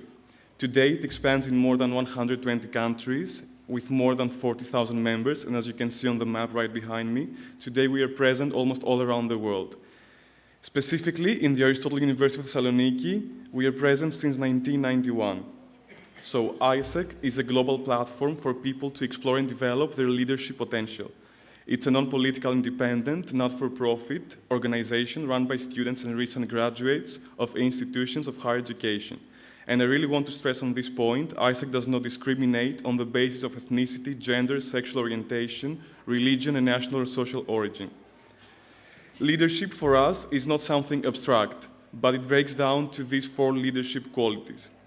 And I will stress especially on the last one, which is world citizenship, because we want young people to be world citizens, which doesn't mean just to travel around the world and meet new cultures, but to be interested in global issues and actually take responsibility for improving the world. Since we were founded, we have engaged and developed over 1 million people who have been through an ISEC experience, and only last year we delivered more than 100,000 exchanges worldwide. In our university especially, at the same period, we delivered more than 90 exchanges, and we're determined to deliver more and more each year. The impact of our organization can be seen through our alumni who represent businesses, NGOs, and world leaders. Concerning today's topic of discussion, Youth for Global Goals is the initiative powered by ISEC in collaboration with the United Nations that aims to raise awareness among young people about the SDGs and mobilize them in order to contribute to their implementation. One concrete way to make this happen is by providing volunteering opportunities abroad for young people to contribute to a cause they really believe in. For example, Enable is a project in Egypt that aims to raise awareness of poverty in the country. The international volunteers help unfortunate families with low income by supporting local organizations in distributing essentials as clothes and meals. The objective of the project is to empower impoverished Egyptian communities, ensure their basic living needs are addressed, and support them in creating a better future for themselves. Another example is EduChange, a national project of Italy, supported by the Italian Ministry of Education that allows Italian schools to host international students in order to deliver interactive lessons through trainings and workshops on global issues. The project aims to help students develop their English skills and become world citizens by learning about different cultures and countries. In this way, not only do the children involved improve their cross-cultural understanding and develop their soft skills, but also the formal educational system begins to adopt more advanced and effective learning methods, as is project-based learning. After all this, I believe it's clear how important the collaboration between SDSN and especially SDSN Youth and ISEC is. Luckily in Greece, this collaboration is solid and grows stronger and stronger each year. In our university, it is represented by the partnership between Professor Nicos Theodossiou and me, with a common goal to raise awareness in our campus about the SDGs and effectively contribute to their implementation, while SDSN promotes and supports the implementation of SDGs by launching science-driven solution initiatives in the local level. ISEC empowers youth to implement the SDGs by volunteering abroad in a multicultural and challenging environment and impacting foreign communities. So our collaboration is really important and is something that we're striving for. And at the end of this speech, I want to leave you with one question. Can you imagine how the world would be if every young person had an experience like this through ISEC? Thank you.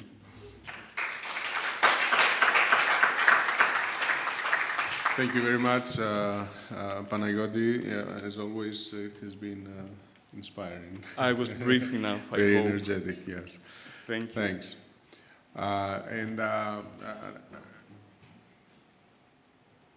Now I think we have to move to Professor Jeffrey Sachs. I'd like to ask him to the podium. As we said, he's the director of SDSN Global, and it is this, among the many roles that brings him together with us today. Professor Sachs. Great. Thank you very, very much. We made extensive introduction yesterday. Yeah, so no introduction needed.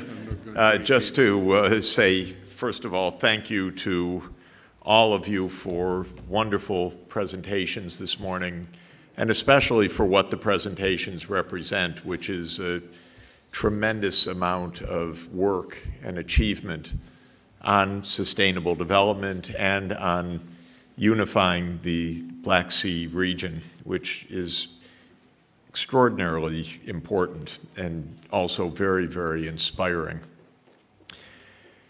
Well, we need to take action on sustainable development because it's not going to happen by itself. So this has to be a deliberate choice, not a spectator sport.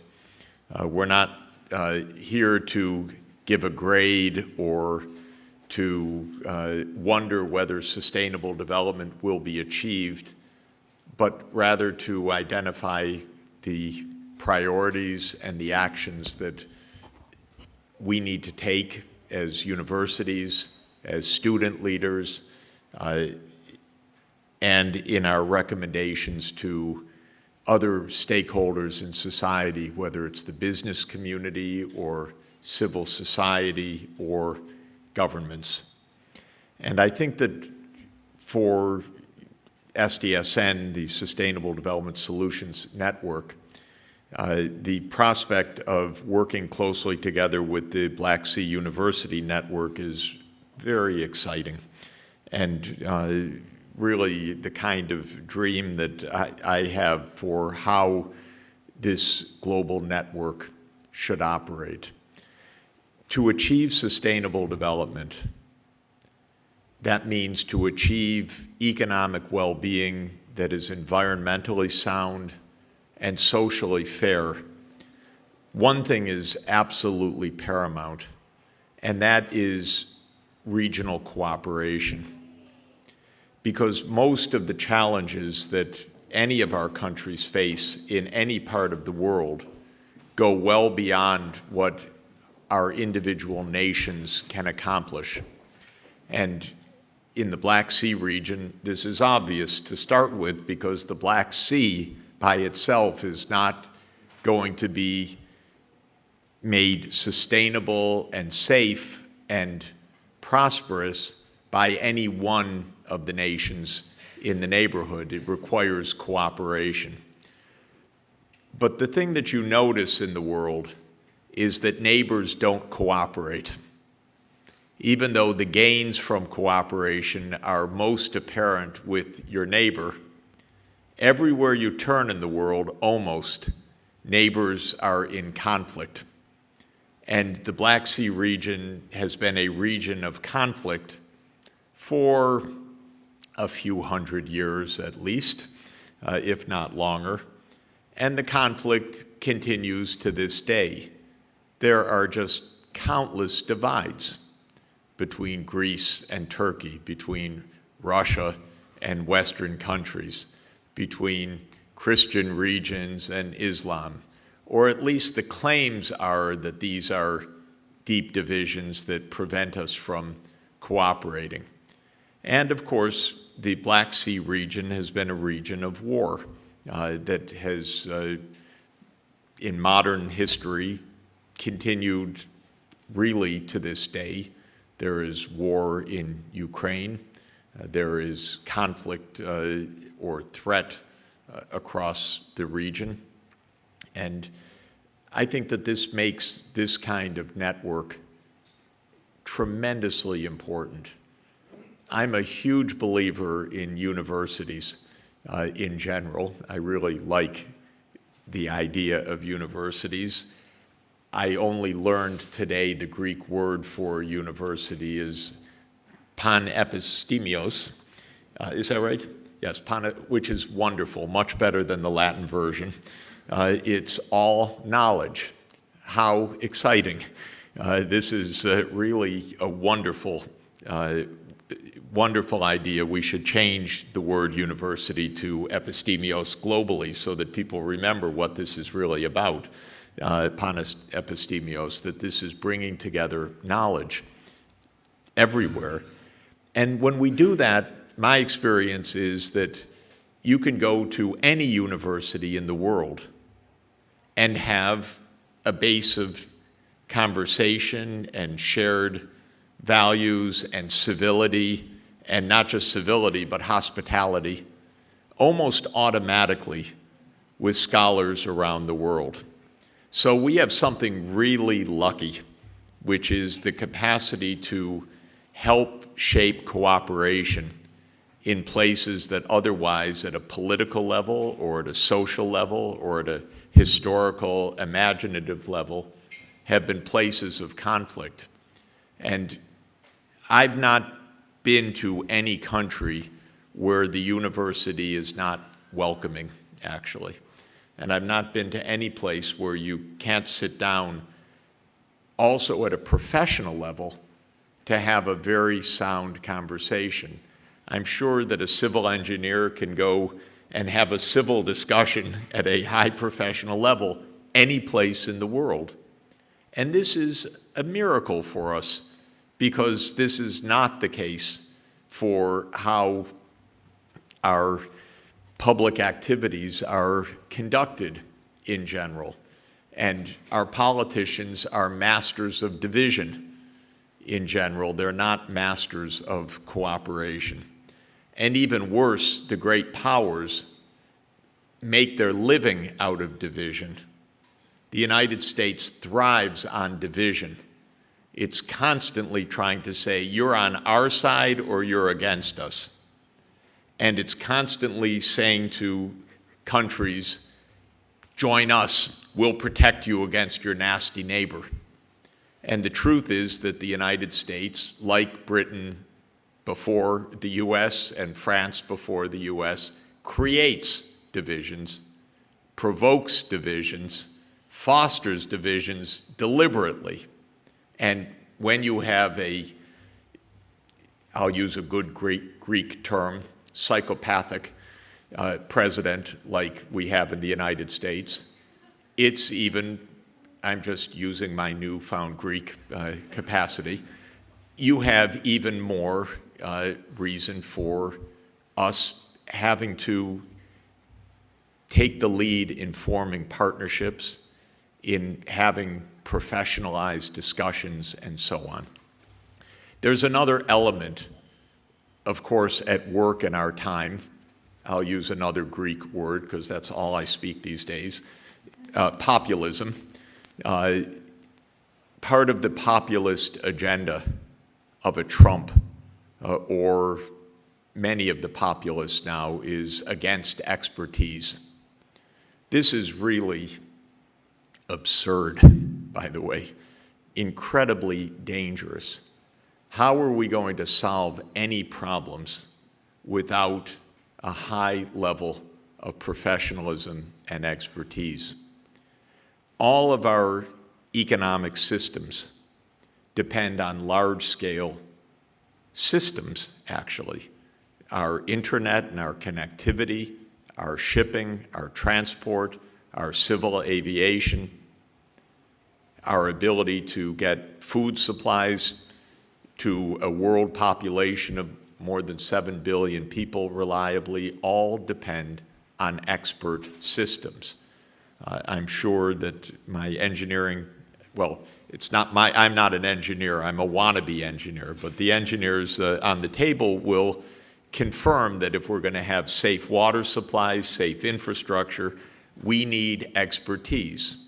And this attack on expertise is deeply pernicious because it's completely wrong-headed in terms of what we face right now. We need expertise on how energy systems can be converted to low-carbon energy. We need expertise on how shipping can be made sustainable, how pollution can be brought under control, because the amount of pollution that is being created by industrial-scale activities is mind-boggling, and every day we have new horrible reports, like a study that was released in the last couple of days showing how much plastic we are not only polluting in the oceans, but ingesting in our bodies. There was a study that measured the fecal samples of people from all over the world, and lo and behold, we're all pooping plastic. There's plastic everywhere in our systems. That's not good for us. We saw a project, now master's degree on organic farming. Truly, by the way, I was brought up by agronomists who loved putting fertilizer on the ground and other chemicals, and so they told me how necessary that was. But the truth is, right now, we're also learning that organic farming actually is much safer for health. If we can, maybe not surprising, but alas, the data are really demonstrating this. So the expertise is also crucial, and we need to push back against this populism, the anti-expertise notion. Of course, experts can be arrogant, and experts can be self-serving, which builds in some of the backlash. But there is no way for the planet, no chance for the planet to be in peace, to feed the population, to have safe water, to be safe from many, many hazards without the application of best science and especially best engineering practices. The world is really in the hands of the engineers now, because without the engineering, you cannot make a world run for 7.6 billion people.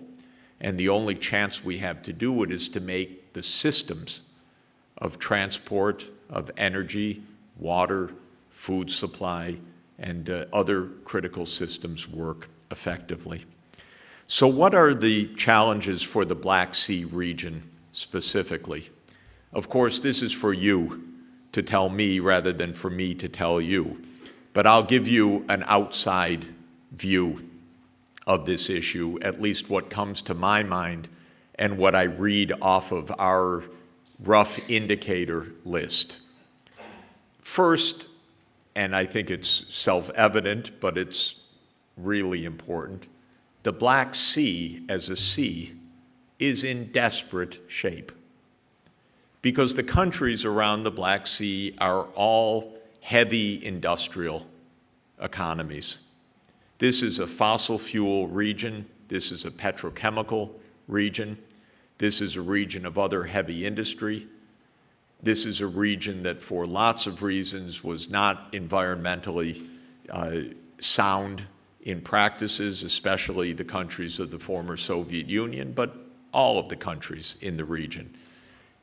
Industrialization took precedence over environmental sustainability, and the Black Sea itself is a very fragile ecosystem.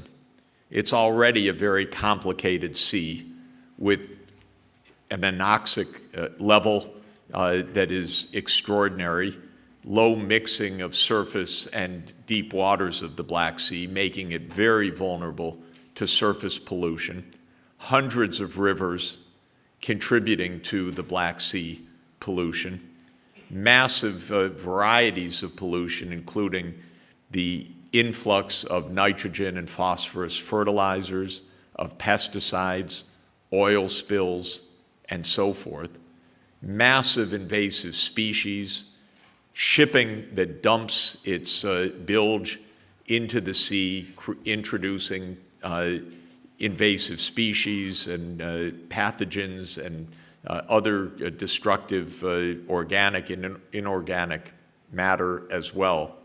So the Black Sea is a mess environmentally, and yet it is also crucial for fisheries, it's crucial for ecosystem services, it's crucial for tourism, it's crucial for quality of life, it's crucial for physical safety, and yet it's a mess.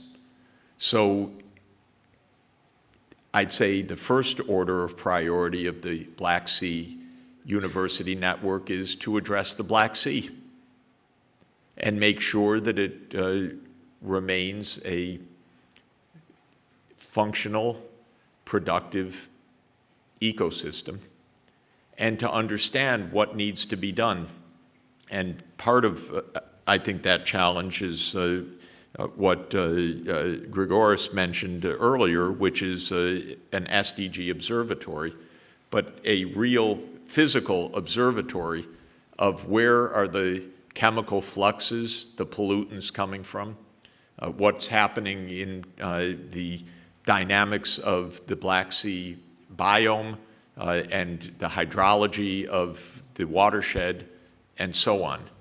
And one of the things that we're all trying to do in all parts of the world is to combine better remote sensing and real-time data with the kind of observations that are more traditionally made, because now we have a capacity to measure at very detailed levels nitrogen fluxes or satellite observation readings that can give us information about air and water pollution or illegal fishing or other challenges. Every part of the planet now is mapped by satellite 2 times a day. So Google gets 2 satellite readings of every square kilometer of the planet 2 times a day. And I was with one of Google's important companies a couple of days ago, DeepMind, and urge them to take on the challenge of real-time SDG indicators, given this phenomenal geospatial information that they have. But it's something that the Black Sea University Network could also work on together with SDSN. How can there be more efficient, detailed, real-time monitoring of the health of the watershed and of the sea itself in order to be able to manage its sustainability? What's missing right now? What could artificial intelligence, big data, better information systems make possible? And what could we work on by bringing in other partners like Google or others that might be helpful in bringing along the big data? So the environmental challenge is absolutely phenomenal, and this region is highly vulnerable to all of the environmental shocks that are underway, and it's contributing to them as well. A second major challenge, it seems to me, is economic transformation in the region. Again, I would like deeper understanding of this, but a first obvious point is that this heavy industrial model of the region, especially a model based on fossil fuels, coal, oil, and gas, as the primary energy basis, is profoundly at risk because the world has to end fossil fuel dependence. And that was when Phoebe showed the IPCC report of last week. The drama of that report is very straightforward. It says we have to be out of fossil fuels by mid-century in order to be within a range of climate safety. Well, I doubt that most of the Black Sea countries are thinking in those terms at all. Is Ukraine, Russia, Azerbaijan, Turkey thinking in terms of an all-renewable economy? Hardly, not at all, because these are economies that are solidly coal-based or oil and gas-based economies. What's the strategy? That's a huge, huge, complex problem. And it's a great engineering problem also. There are two issues. One is a technical issue. Suppose that the engineers are given the challenge, come up with an all-renewable energy system that can meet the energy needs of the Black Sea region. Is that feasible? What would it look like? There's a lot of offshore wind in the Black Sea. How much, though? Is that enough to meet energy needs? What can be done on photovoltaics? What other energy options should be included? What should be the role of nuclear, which is a contentious but zero carbon or low carbon energy source? Are there any serious plans for carbon capture and storage as part of the solutions? I regard these in the first instance as engineering questions, not economist questions or political science questions or social questions, but first, what is feasible? Where could zero carbon energy be produced that would meet the needs of this region? I don't know the answer to that question at all. But I know that in many other regions, in my own country, in the United States, you can map out 100% renewable energy map pretty easily, actually, because we have vast solar, vast wind power, we have a lot of hydroelectric power, so it's not hard to write down an energy strategy that is based on 100% zero carbon energy. Then come the economists and the public policy side, the political scientists and so forth, both to explain why this isn't happening because of vested interests or because of the politics of coal and so on, but also a constructive argument about what kind of regulatory changes or economic changes, like a gradually rising price of CO2 emissions, like the Nobel laureate Bill Nordhaus first wrote down in his first computer simulation models of an optimal climate change response already 30 years ago. The result was you have to put on a carbon tax and it rises gradually over time. That was the first finding of Nordhaus more than 30 years ago. So that's where economics can also come in. And there's another issue, which is that there may be some great pre-commercial energy possibilities or energy use possibilities. For instance, Phoebe and I have been talking about shipping. Shipping is a major user of fossil fuels, of course, of petroleum. What is the possibility for non-fossil fuel shipping? One idea that is extant is hydrogen-based shipping, using hydrogen combustion or hydrogen fuel cells and producing the hydrogen with renewable energy or with so-called carbon capture and storage technologies.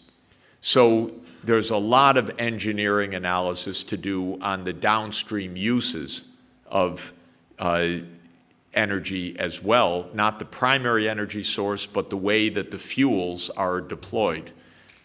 I think in the future we're all going to be driving electric vehicles, or at least we'll be riding in electric vehicles because we won't even have to drive them. They will drive us. But how much is this region getting prepared for an electric vehicle future? Probably very, very little, because they're still expensive, they're not really widely being adopted. But what would it take to start planning an electric vehicle future? So those are economic questions that I think are really pertinent. Another feature of the Black Sea economy is pretty high youth unemployment rates throughout the region. That's an economic problem.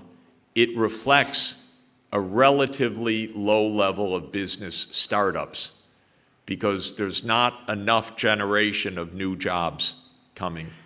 And that is an institutional issue. It's also a policy issue. One thing that every region of the world needs is the capacity to innovate. Universities are the hub of innovation in any part of the world, and governments have to pay for universities to be innovative engines as well. Not completely, but that's a basic model. That's how Silicon Valley works. The US government has a lot of, that's how it used to work. The US government put in a lot of grants, a lot of money to Stanford, to Berkeley, to other universities to help on innovation. That created an ecosystem of innovation, which is probably still the main powerhouse of the US economy.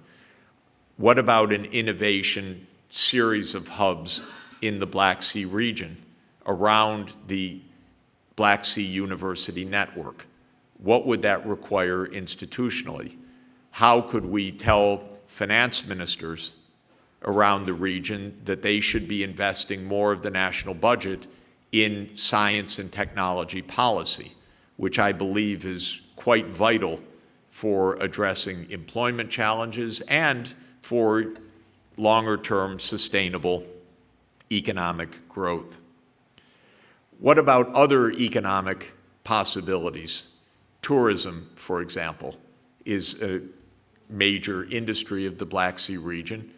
It would be even more enhanced with a region at peace and with tourism that had a package deal that was a region-wide offer of tourism, not a country-by-country offer of tourism. These days, I think mostly you go to Greece or you go to Turkey or you go here or you go there. You don't go to a regional offering because there's too much division in the region. But if the region as a whole was open for global tourism of various kinds, I think that that would be also an enormous boost. And, it's clear that this is one of the most complex and wondrous parts of the world in terms of the long history of civilizational cultures. Indeed, the clash of civilizations has been right on this, on all of the fault lines in the Black Sea region. Almost every great civilizational struggle has been along these lines. But that also means that within a short distance, there is every part of culture that one could imagine. It's a kind of miracle of cultural richness that can be a curse if it's the basis of division, but it could also be the most incredible blessing that this is one of course, the few most fascinating parts of the whole planet in terms of history, culture, food, climate, and the like, and that is itself a basis for economic development. So what I would encourage the Black Sea SDSN Black Sea University Network to do is to scope out a work plan, and a work plan that would have several dimensions to it. Along some of the lines that I have mentioned, it would have a work plan of monitoring and measurement so that the status of the SDGs in the region, including innovative measurement, not only annual data from public reports, but daily data on air and water pollution, on the hydrology of the Black Sea, on fisheries and so forth, would also be part of the monitoring. And I think this would also be a great project for students to come up with the new forms of monitoring, remote sensing, satellite data reading, and so forth on the state of the SDGs. I would like to see a Black Sea energy plan. How will this region, which is a very heavy fossil fuel region, be part of global decarbonization in the next 30 years? What's the plan? Wind, solar, hydro, nuclear, carbon capture, something else? What is the plan? This is a great multi-university project. And as far as I know, there is no plan right now. So I don't want to reinvent any wheels, but I would like to do things that our governments are incapable of doing. I gave up a long time ago on the United States government thinking at all. It doesn't think. It tries to get reelected. It passes money around. It caters to corporate lobbies. It's corrupt, but it doesn't think. So if we're going to get any thinking done, we better do it at the universities rather than waiting around for the governments to do it. And I would like to see what is the plan for energy transformation here. Since we're filled with civil engineers, I would like to see a similar plan for what is the Black Sea infrastructure challenge more generally, for water, for transport needs, for port services, for other industrial needs. What are priority infrastructure needs that transcend any one country? Within countries, one can manage, but the transnational infrastructure requires a transnational network in order to address it. Since we are a university network, I would also expect university education networking, just like we saw of the program on master's degree with the Russian universities and Greek universities. What about a Masters of Sustainability for the Black Sea region? That would be a shared master's degree in the region, and students would, even as part of their degree over 2 years, have to be at 4 or 5 campuses around the region so that they're really becoming a Black Sea region specialist, not only a specialist in one country. It could be a very enriching way to build the civilizational concept, the cooperation, the perspectives that otherwise are right now behind geopolitical walls and compartments. And so taking on this idea of very active network-wide educational initiatives, I think would be very, very exciting. I'd also add that to the extent that there are teachers' colleges and university engagement in national curricula at a lower level, how can we train younger people in primary and secondary school to first understand what sustainable development is, understand why it will matter for their lives, also understand what cooperation is and what multicultural cooperation really can mean. And this, I think, is missing from most of our education programs. Certainly Donald Trump never took such a course. And so we have a president who spouts hate, and we have a lot of them right now. And we need to inculcate the values of global cooperation and intercultural cooperation at an early age. It's actually one of the targets of SDG 4, global citizenship and training on sustainable development. So I would also appeal to the university network to think about the curriculum for students at primary and secondary level as well. Finally, I would like to ask, to what extent can the network bring together the political leaders of the Black Sea region? For example, next year there will be 2 summits, one on climate change and one on the SDGs at the head of state level. So the presidents and the prime ministers of the Black Sea region will be going to UN headquarters next September for 2 summits. They will go and they'll want to say something. And it would be nice if they said something intelligent, constructive, forward-looking, and cooperative.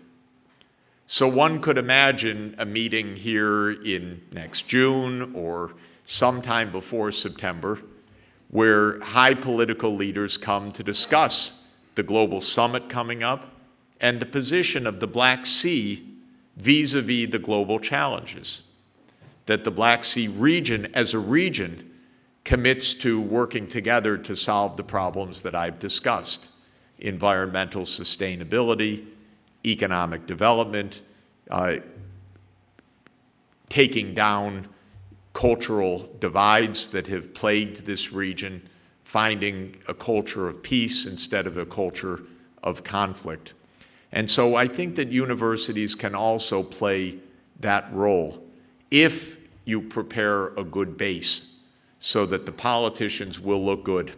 They will know what they're being called upon to do.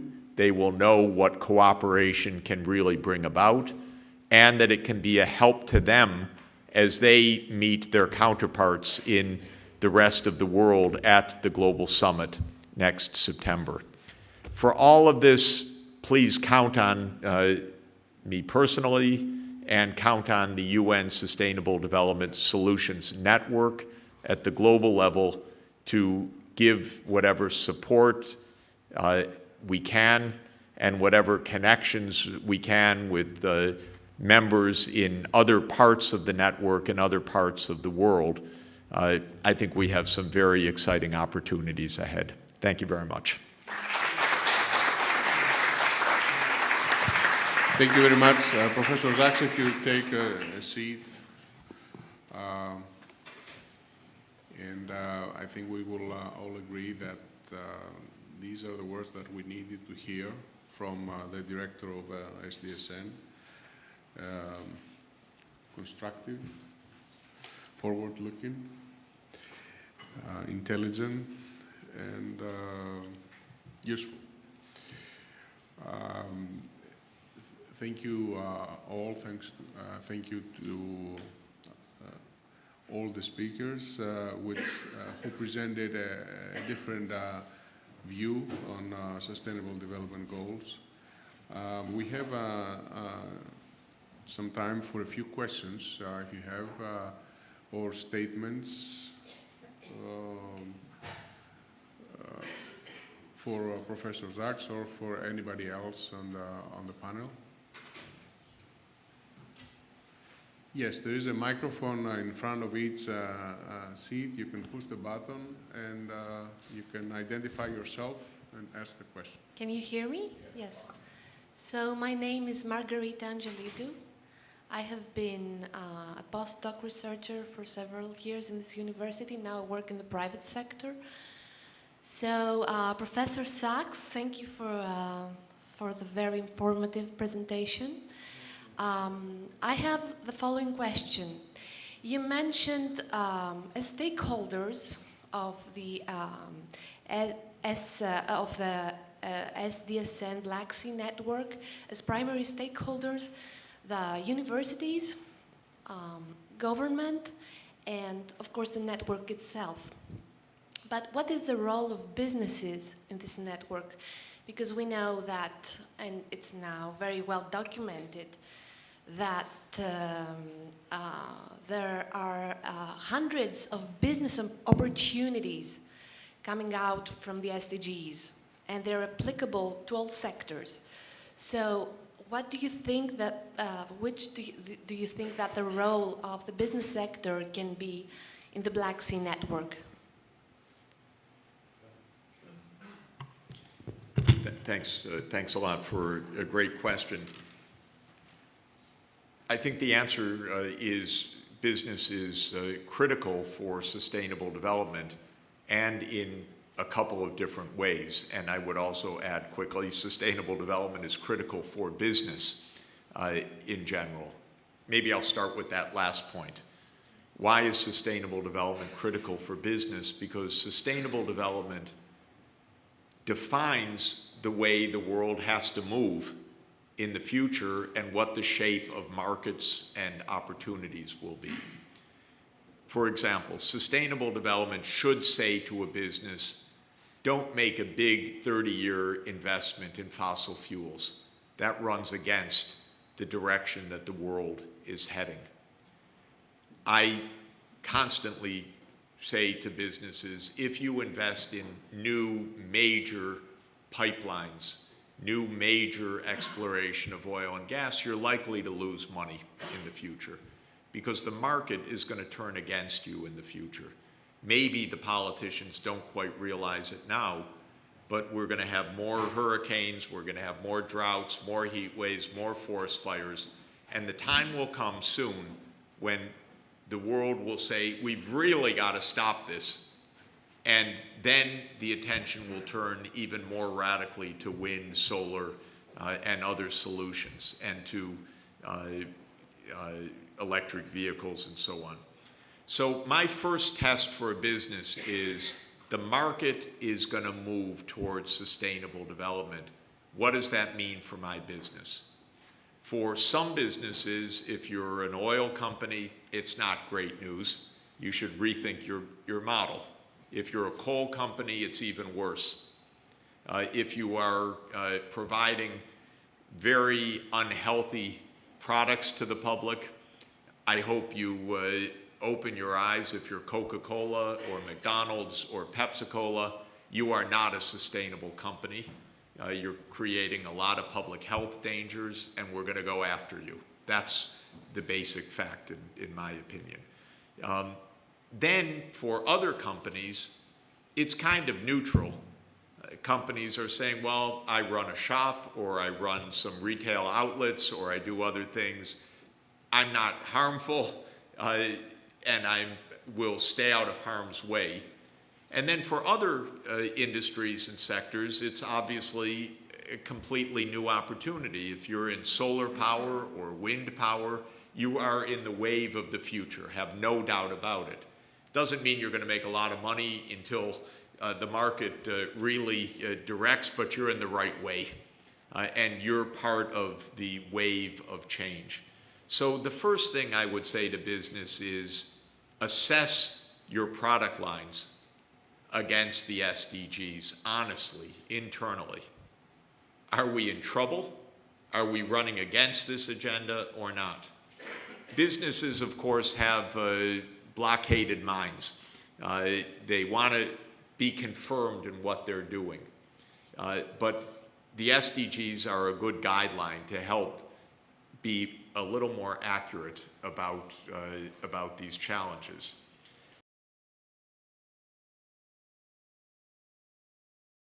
Processes. Are my production processes unsustainable? If you're a shipping company, if you are in food sector and you're importing goods from a region being deforested, if you are producing something with a lot of pollution, you're in the mining sector, then that's a second matter. Maybe your commodity output is okay, but the way you're producing it is very unsustainable economically or socially or environmentally. So the production process issue is the second big issue. A third big issue is the supply chain management. Most larger companies in the production sphere are part of global supply chains. All of our phones, of course, have lithium-ion batteries in them. The lithium-ion batteries have cobalt in them, as far as I understand. The cobalt is coming from child labor and slave labor in the Democratic Republic of Congo. That is a serious supply chain problem.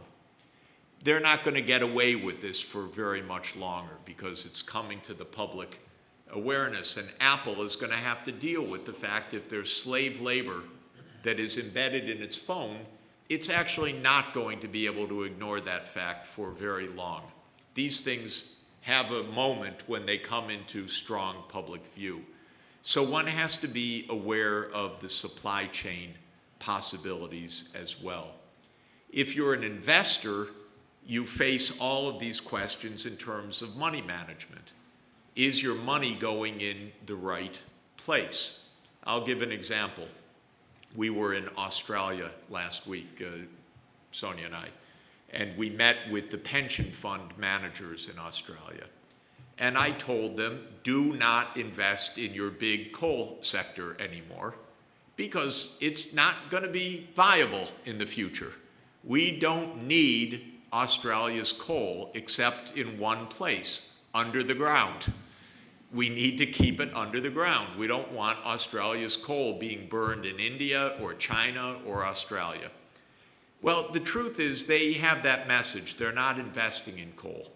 But then the next day was a headline which was quite interesting in the national press, which said that the coal sector is now going to Wall Street for funds because they can't raise the funds on the domestic financial markets anymore.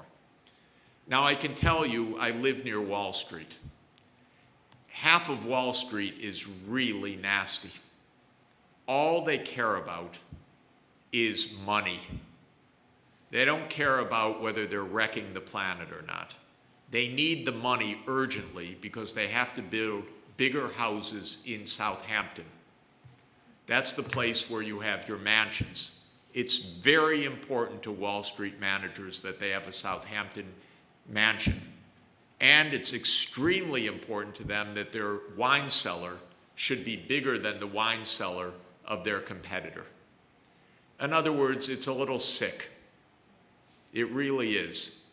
So when this headline said, okay, we're going to go to Wall Street, I called some of my activist friends right away and said we were going to have to make pressure on the Wall Street companies not to invest in Australian coal. By the way, that will be successful if we bring attention to it, because they don't like the bad publicity, actually. They really don't. They like money, but they don't want too many headaches attached to it. So if they can do it secretly, if they can do it quietly, they don't care if they wreck the planet, honestly. But if there's a big protest against it, it will cause them some limit. So the financial sector needs to assess what are called ESG standards, environmental, social, and governance standards.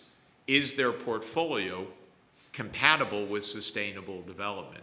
If we could clean up finance, we would force companies to clean up their act because they wouldn't get money otherwise. And so this is another dimension of the business side. So my view is the business side is both a threat and an opportunity. Some businesses are just awful because, as I said last night, modern capitalism is sometimes for the good and sometimes for the bad. And the market signals are sometimes accurate and sometimes disastrous. There are a lot of profitable things to do that are completely destructive. So we need to use the SDGs to push the actual market forces in the right direction, to stop the consumption and profitability of harmful activities, to push the financial sector to be responsible, and to allow companies that are in the forefront of the right solutions to make a lot of money. That's where markets can really be good. If you're in renewables or you're in a pioneering sustainable sector, we need to give that added boost, that is going to be a beneficial activity for the future. And part of the initiative now is to provide better benchmarking of businesses by and for the Sustainable Development Goals. But even before there are the global benchmarks, this is an activity that a private business should do on its own.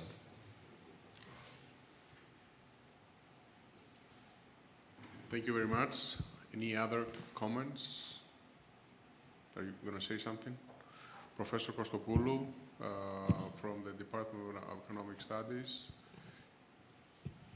Hello, everyone. If I may, I would like to make a very short presentation of the European Interdisciplinary Silk Road Tourism Center that has been established at Aristotle University in August 2017. On behalf of the Board of Directors of the Center, I would like to express our sincere thanks to the Rector of Aristotle University who supported this effort from the very beginning. It is a center for research and development cooperation on tourism on a larger area, the Black Sea. However, the topic is tourism, which is closely related to many sectors. But I think all the Black Sea countries are also members of the Silk Road. However, tourism, as Professor Sachs mentioned, is closely related to the environment, relying on natural and cultural resources, and at the same time having major impact on them. So the main aim of this center is to make interdisciplinary research and support development cooperation among the countries located on the Silk Road, which is not defined. Actually, it is the historic roots of cooperation between the East and the West.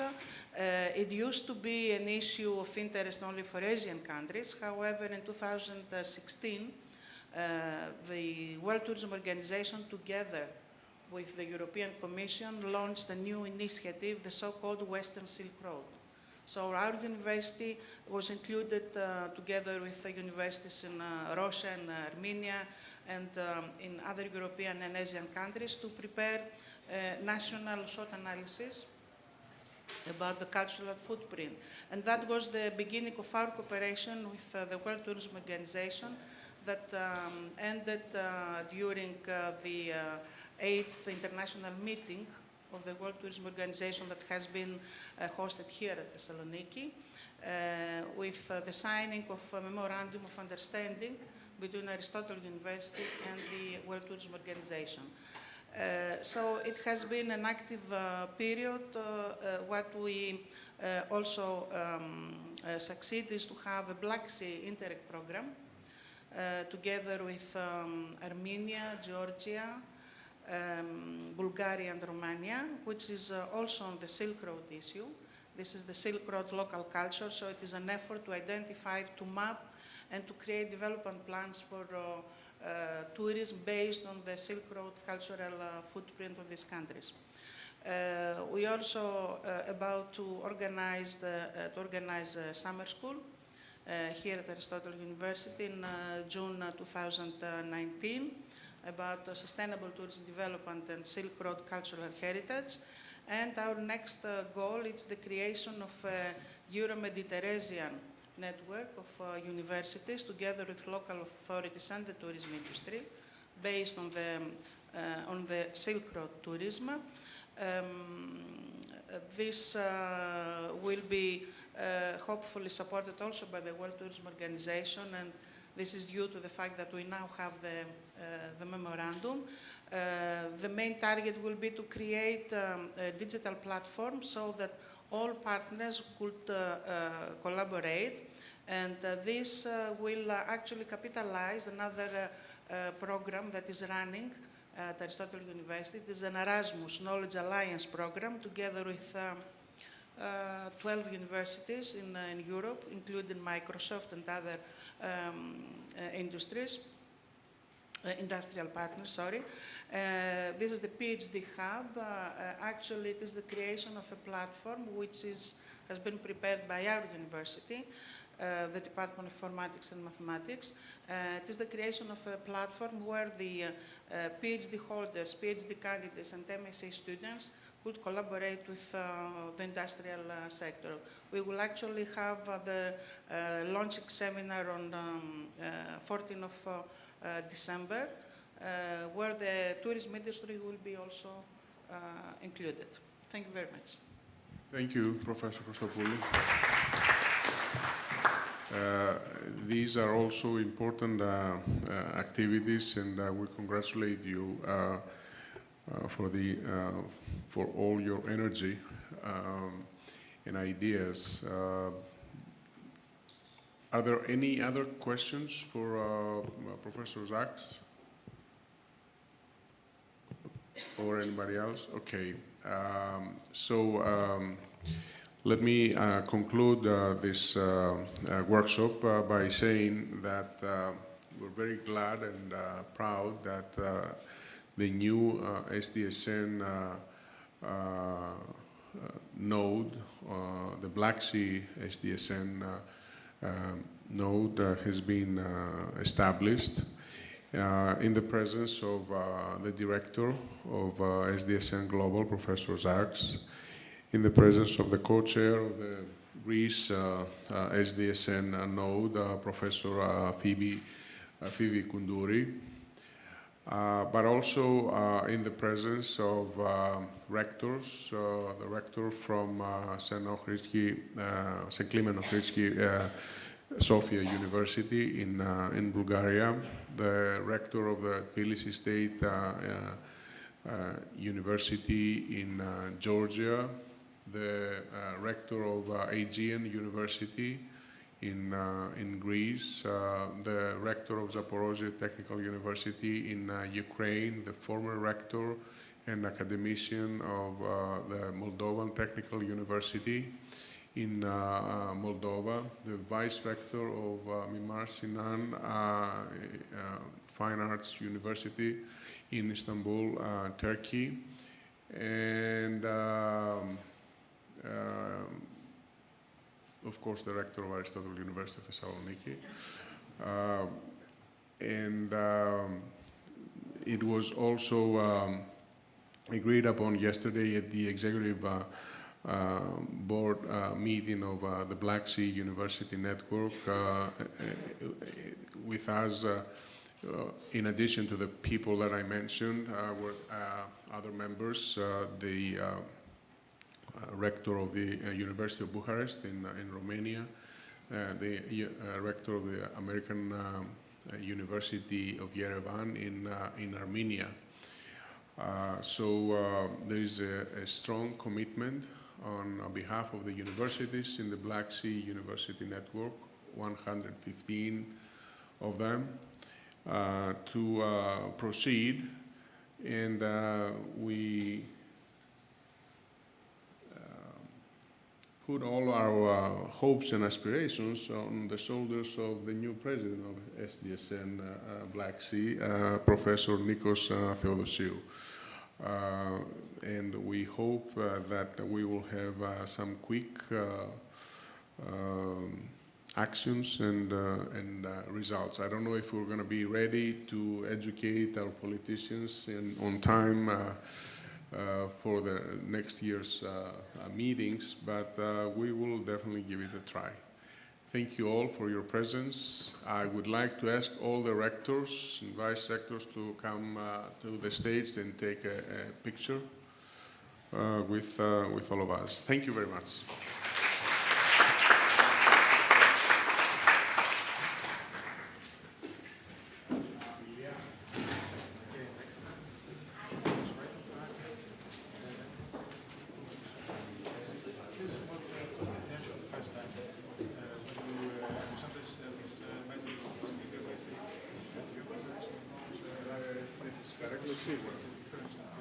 But let me see if I can get the logo.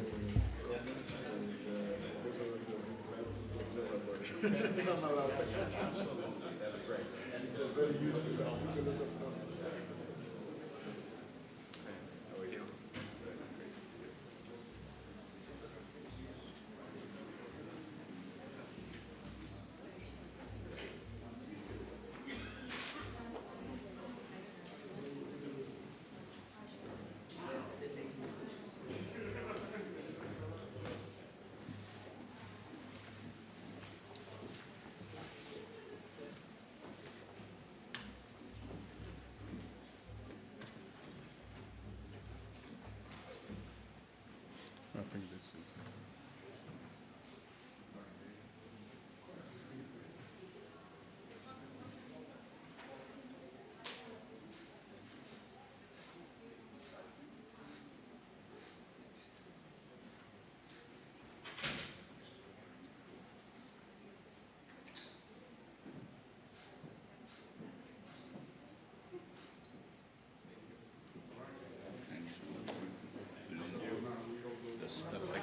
Oraya vleć.